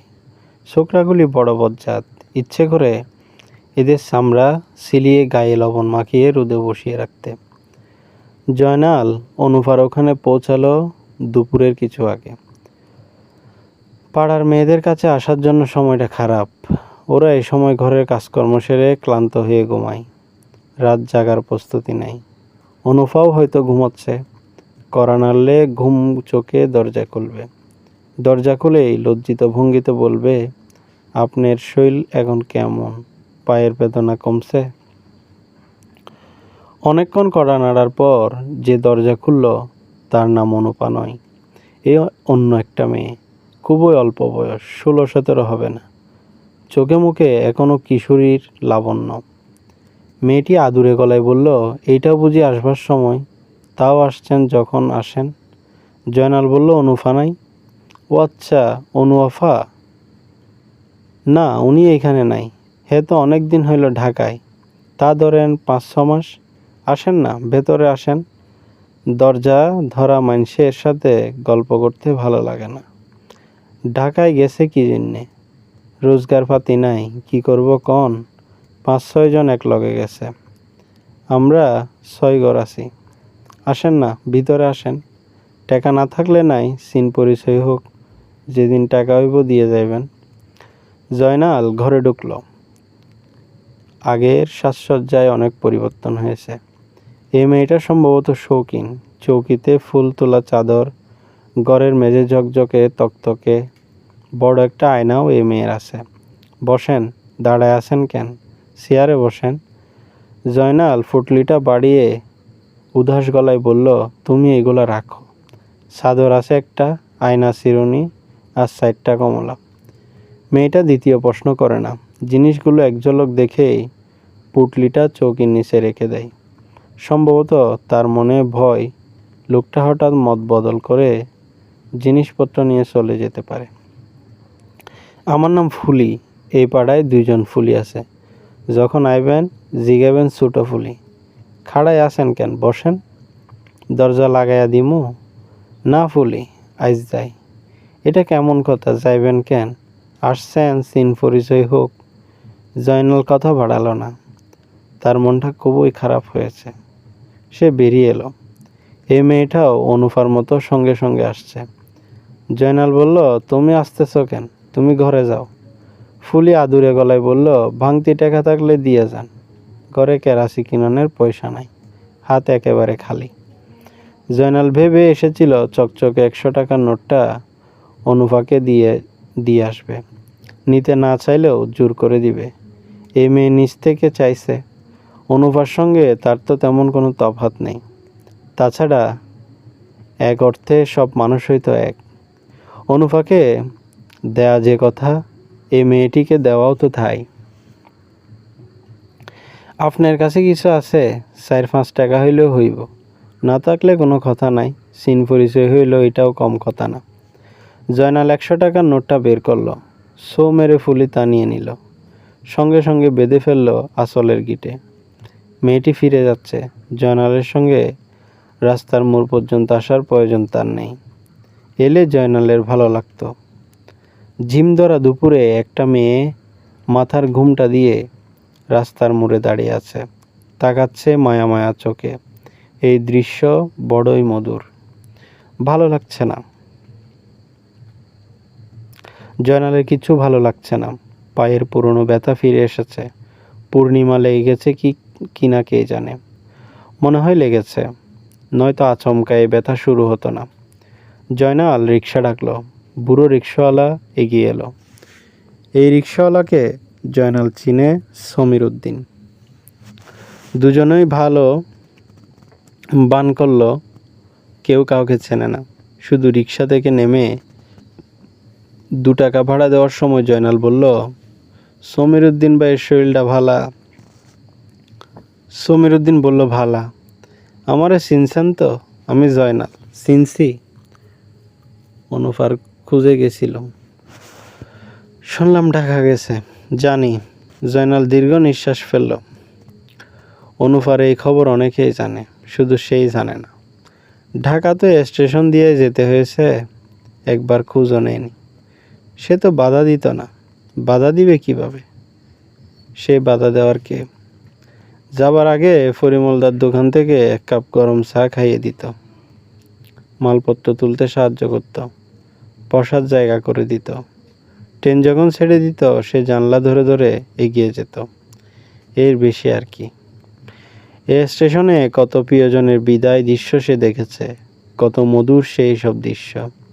বিয়ের পর মেয়ের স্বামীর সঙ্গে চলে যাচ্ছে, মেয়ের বাবা মা ভাই বোন এরা সবাই স্টেশনে এসেছে বিদায় দিতে। ট্রেন চলতে চলতে শুরু করা মাত্র এরা সবাই ট্রেনের সঙ্গে সঙ্গে দৌড়াতে শুরু করলো, যেন কিছুতে এই ট্রেনকে তারা চোখের আড়াল করবে না। মেয়ের বিদ্যা দাদি তিনিও দৌড়াচ্ছেন। গার্ড সাহেব এ দৃশ্য দেখে বাঁশি বাজিয়ে ট্রেন থামিয়ে দিলেন। গম্ভীর মুখে বললেন, ব্রেকে গন্ডগোল আছে, এই ট্রেন 1 ঘন্টা লেট হবে। আহা, এই গার্ড সাহেবের মতো লোক হয় না। এরা আসলে ফেরেশতা। মানুষের সাজ পোশাক পরে ঘুরে বেড়ায়। সবাই ভাবে সেও বুঝি আমাদের মতোই একজন মানুষ। জয়নাল স্টেশনে গেল না। ওভারব্রিজের উপর চুপচাপ বসে রইল। যত দূরে চোখ যায় লম্বা রেল লাইন চলে গেছে। বড় ভালো লাগে দেখতে। ওই তো যাচ্ছে ভৈরব লাইনের গাড়ি। কোথায় ভৈরব কে জানে, ভৈরবের পরে কি আছে, একেবারে শেষ মাথায় কোন স্টেশন। এমন যদি হতো যে লাইনের কোনো শেষ নেই, যেতেই থাকে, তাহলে বেশ হতো। শেষ স্টেশনটা কি জানার জন্য সে উঠে বসত। চলুক ট্রেন, চলতে থাকুক, ঝিক করে গন্তব্যহীন গন্তব্যযাত্রা। জয়নালের মন খারাপ ভাবটা কিছুতেই যাচ্ছে না। ওভারব্রিজের উপর উঠে তা যেন আরও বাড়ল। উপর থেকে অনেক দূরে চলে যাওয়া রেললাইন চোখে পড়ে। মন আপনা থেকে উদাস হয়। তার উপর অনেক দিন পর বেলায়েতকে দেখা যাচ্ছে। বেলায়েত গান গেয়ে ভিক্ষা করে। তার পাশে বসে থেকে তার মেয়ে আপন মনে খেলে। কখনো ইচ্ছে হলে আচমকা মিষ্টি রিনরিনে গলায় বাপের গলার সঙ্গে সুর মেলায়। শুনতে বড় মিষ্টি লাগে।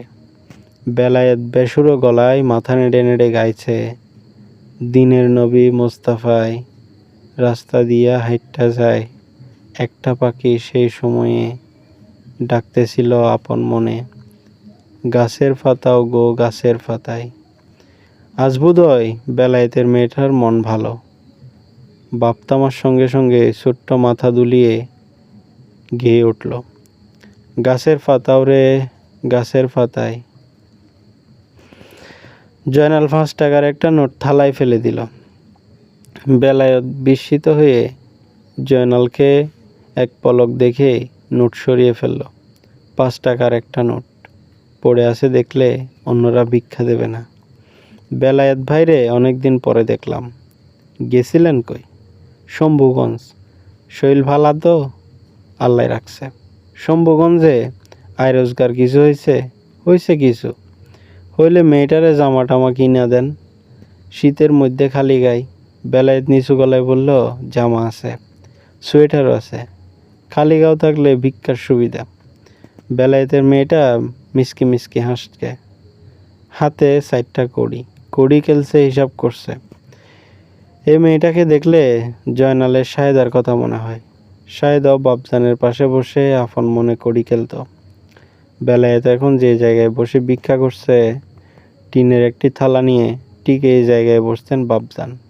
ভিক্ষা করতে লজ্জায় তার মাথা কাটা যেত। শুধু তোতা পাখির মতন বলতেন, বাপধন গরিবেরে সাহায্য করেন, বাপধন গরিবেরে সাহায্য করেন। মাঝে মাঝে বাপজানকে ভেংসি কাটত শাহেদা। অবিকল তার মতো গলায় বলতো, বাপধন গরিবেরে সাহায্য করেন, বাপধন গরিবেরে সাহায্য করেন। জয়নালের বাবা রাগ করার বদলে হেসে ফেলতেন। গরমের সময় তারা ঘুমোতো ওভারব্রিজে। মশা কম, ফুরফুরা বাতাস। শাহেদা বলতো, একটা কিচ্ছা কও বাজান। এই কথাটার জন্যই যেন অপেক্ষা। বলা মাত্র গল্প শুরু হতো কিচ্ছা যত, মিথ্যা তত, এই প্রস্তাবনা দিয়া। মজার সব গল্প। ওভারব্রিজে তাদের সে জীবন খুব খারাপ ছিল না। বেলায়েত এবং তার কন্যার জীবনও বোধহয় খারাপ না। আল্লাহ তাআলার বড় একটা গুণ হচ্ছে, কাউকে দুঃখ দিলে সমপরিমাণ দুঃখ দিয়ে তা পূরণ করার চেষ্টা করেন। জয়নাল বলল, বেলায়েত ভাই যাই, সন্ধ্যার আগে মেয়েটার জামা পরায়েন, ঠান্ডা লাগবে মুশকিল। এবছর শীত পড়ছে বেজায়। বেলায়েত জবাব দিল না। গানে টান দিল, এবার নতুন গান। মনে বড় আশা ছিল যাব মদিনায়। স্টেশনে পা দিয়া জয়নাল হক চকিয়ে গেল। অনেক পুলিশ।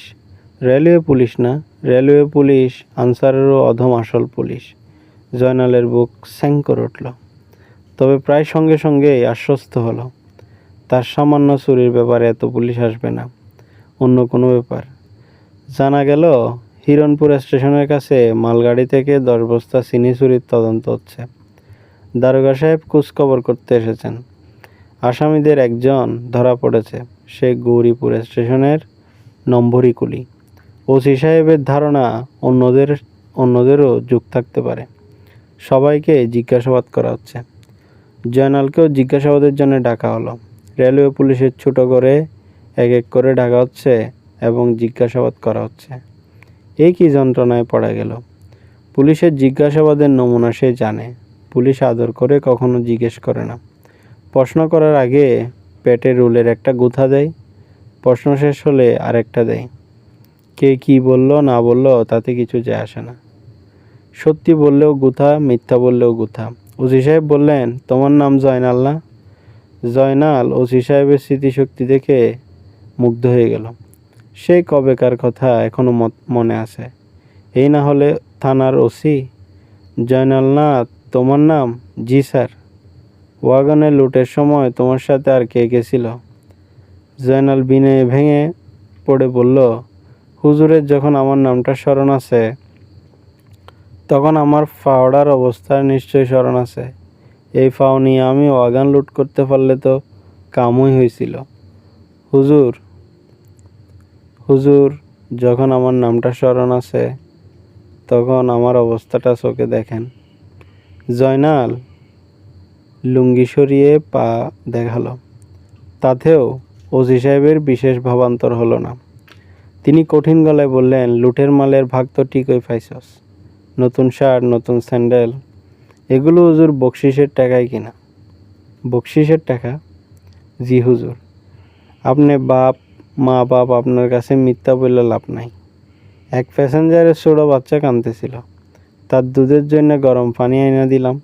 বাচ্চার মা খুশি হয়ে 100 টাকা বকশিস করলো। 100 টাকা বকশিস? বড় লোকের কারবার। টাকা পয়সা এরার হাতের ময়লা।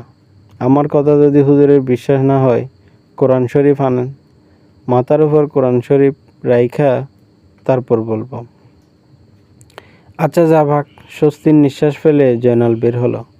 বিরাট বড় একটা ফাড়া কেটেছে, আর একটু হলে ফেঁসে গিয়েছিল। ওসি সাহেব বললেন, মাথার উপরে কোরআন শরীফ রাইখা তারপর বল। কার কাছ থেকে গরম পানি আনলে?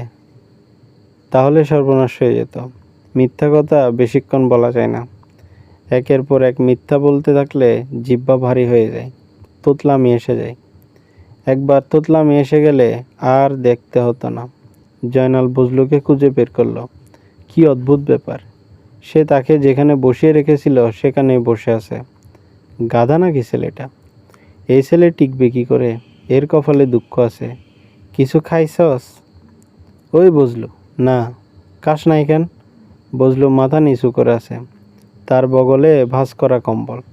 কম্বল সে হাতছাড়া করেনি। তাকে দেখে বোঝা যাচ্ছে জীবন দিয়ে দেবে, তবু সে কম্বল দিবে না। টোকাই তো একটা তোরে দিছিলাম। বলছিলাম কি 100 টাকা বাদাম কিনা 2 গ্লাস পানি খাইলে খিদা শেষ। বাদাম কিনলি না কেন? বজলু কিছু বলল না, তবে এখন তার চোখ চকচক করছে। মনে হচ্ছে জয়নালকে আবার দেখতে পেয়ে তার বুকে হাতির বল ফিরে এসেছে। জয়নালকে সে দেখতে পাবে এ আশা সে প্রায় ছেড়ে দিয়েছিল।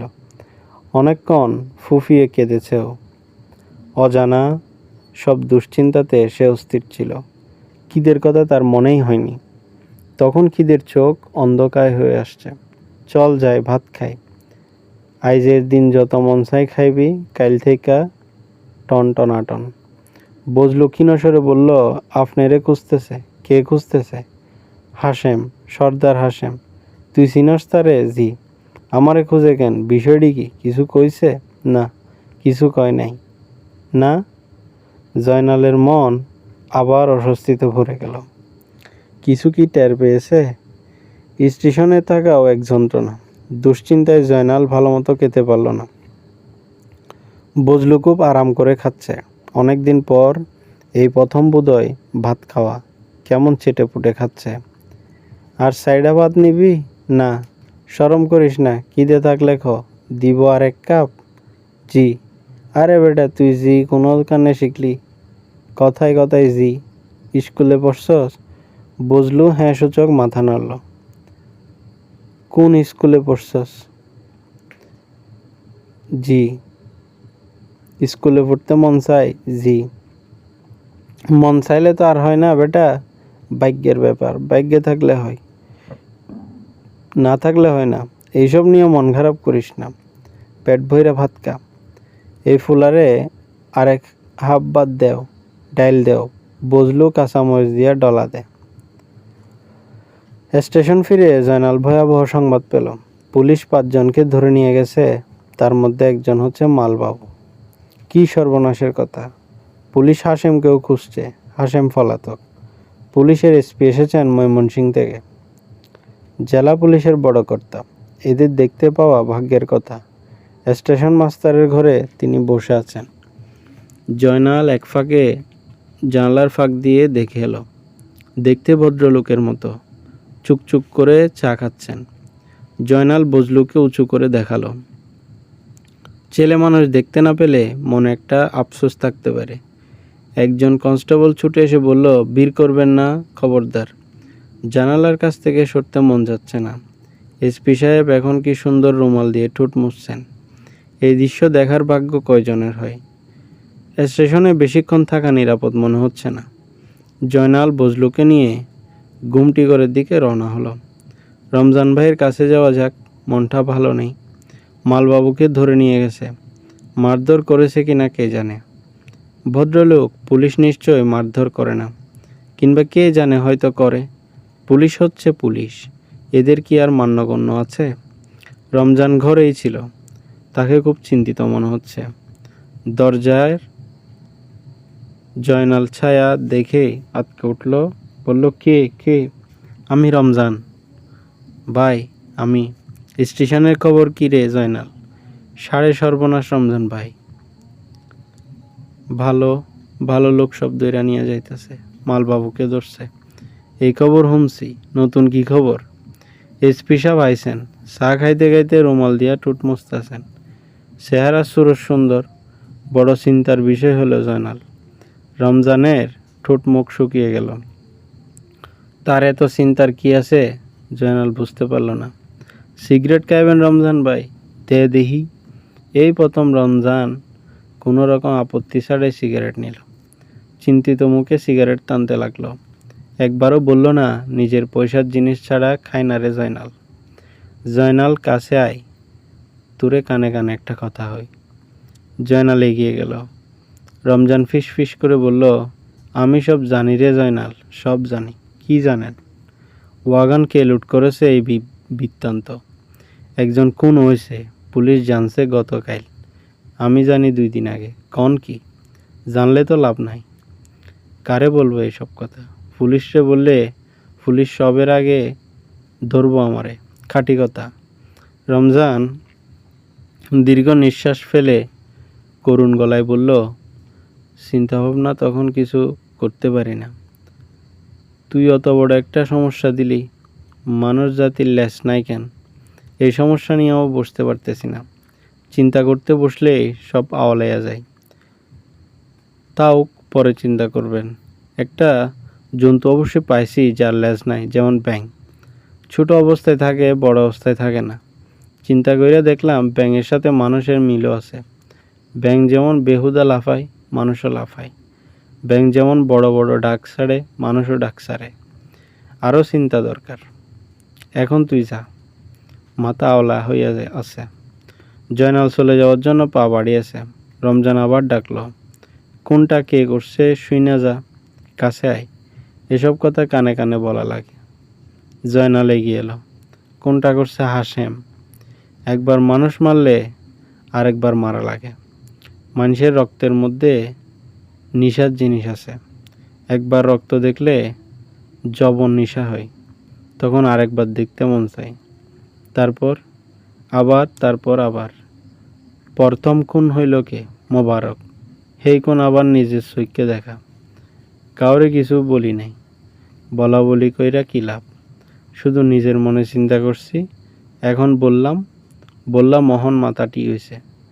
তোর মাথাটা বেঠিক হইল, করণের কিচ্ছু নাই। যা, আমার কথা শেষ। অহন নিশ্চিত মনে অ্যাক্সিডেন্ট বাজাইয়া দিব। অ্যাক্সিডেন্ট বাজাইবেন? আজ রাইতেই ঘটনা ঘটব। দেহি কইরা লাভ নাই। পুলিশের এসপি স্যার যখন আছে, সুবিধাই হইল। ইনার চোখের সামনে ঘটনা ঘটব। হি হি হি হি। জয়নাল হতভম্ব হয়ে দাঁড়িয়ে রইল।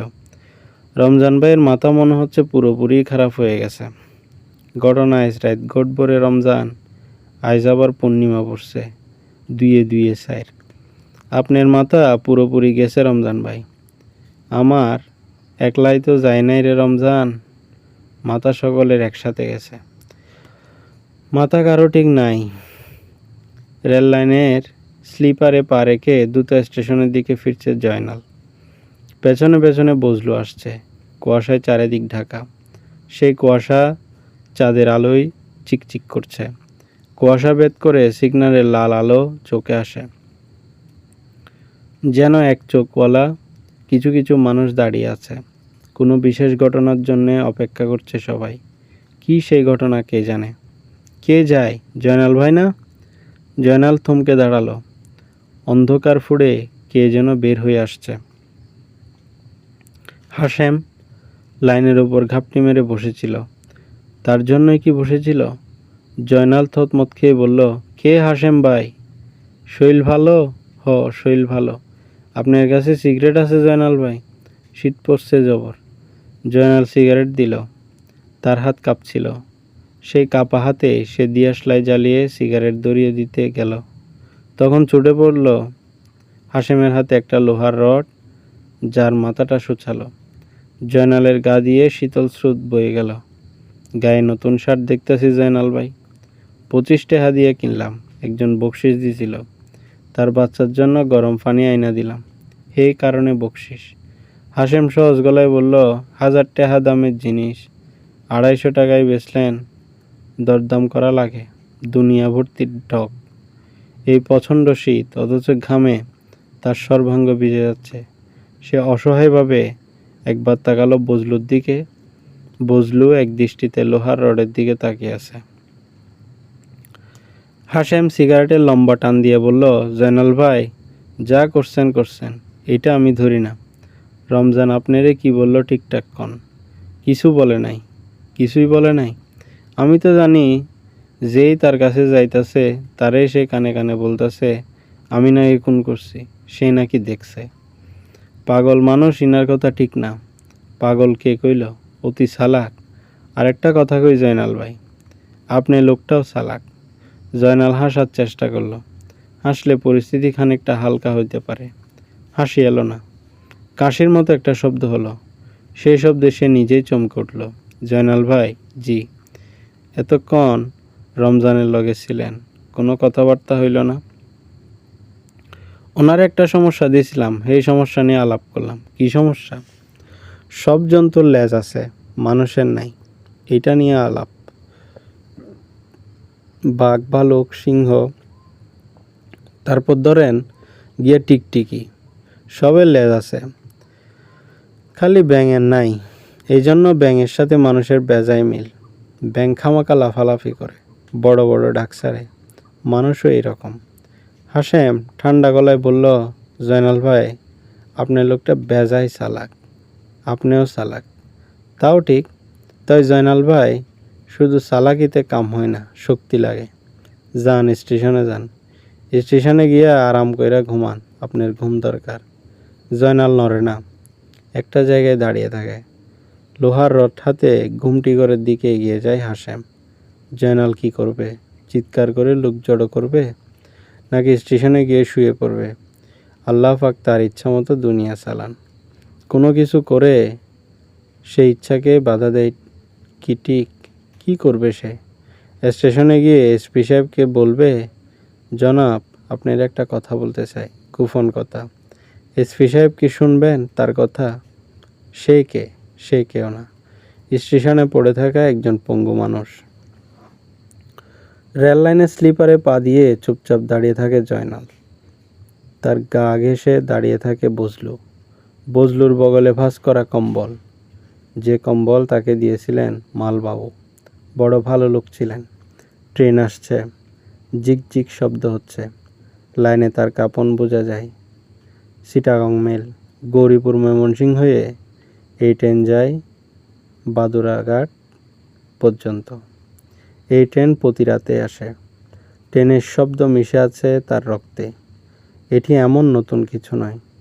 সকাল থেকে জয়নালের মনে হচ্ছে আজকের দিনটি অন্যরকম। খোলা আকাশের নিচে দাঁড়িয়ে ট্রেনের শব্দে জয়নাল ভেতর থেকে চমকে উঠল। তার হঠাৎ করে কান্না পেয়ে গেল। অনেক দিন সে কাঁদে না, আজ তার কাঁদতে ইচ্ছে করছে। বাপজানের কথা, শাহেদার কথা এবং অনুফার কথা ভেবে একটু চোখের পানি ফেললে কেমন হয়। জয়নালের চোখে পানি এসে যায়। বজলু নিচু স্বরে বলে, আপনি কাঁদতেছেন? জয়নাল শার্টের হাতায় চোখ মুছে ঘাড় স্বরে বলল, না, কান্দি না। কান্দনের কি আছে? কান্দনের কিছুই নেই। বাপজান যেদিন মরল সেদিনও কান্দি নাই, আর আজ কান্দব? কিন্তু জয়নাল কাঁদে, ফুফিয়ে ফুফিয়ে কাঁদে। বেজা চোখে তাকিয়ে থাকে স্টেশনের দিকে। মরবার সময় এই স্টেশনের হাতেই তার বাপজান তাকে তুলে গিয়েছিলেন। জয়নাল হাঁটতে শুরু করে। এত কাছে গৌরীপুর জংশন, তবু মনে হয় অনেক দূর, যেন এই জীবন সে সেখানে পৌঁছাতে পারবে না। জয়নালকে ঘিরে একদল পতঙ্গ উড়াউড়ি করে। মানুষ যেমন এদের বুঝতে পারে না, এরাও হয়তো মানুষকে বুঝতে পারে না। কে জানে মানুষকে দেখে পতঙ্গরাও বিস্ময় অনুভব করে কিনা।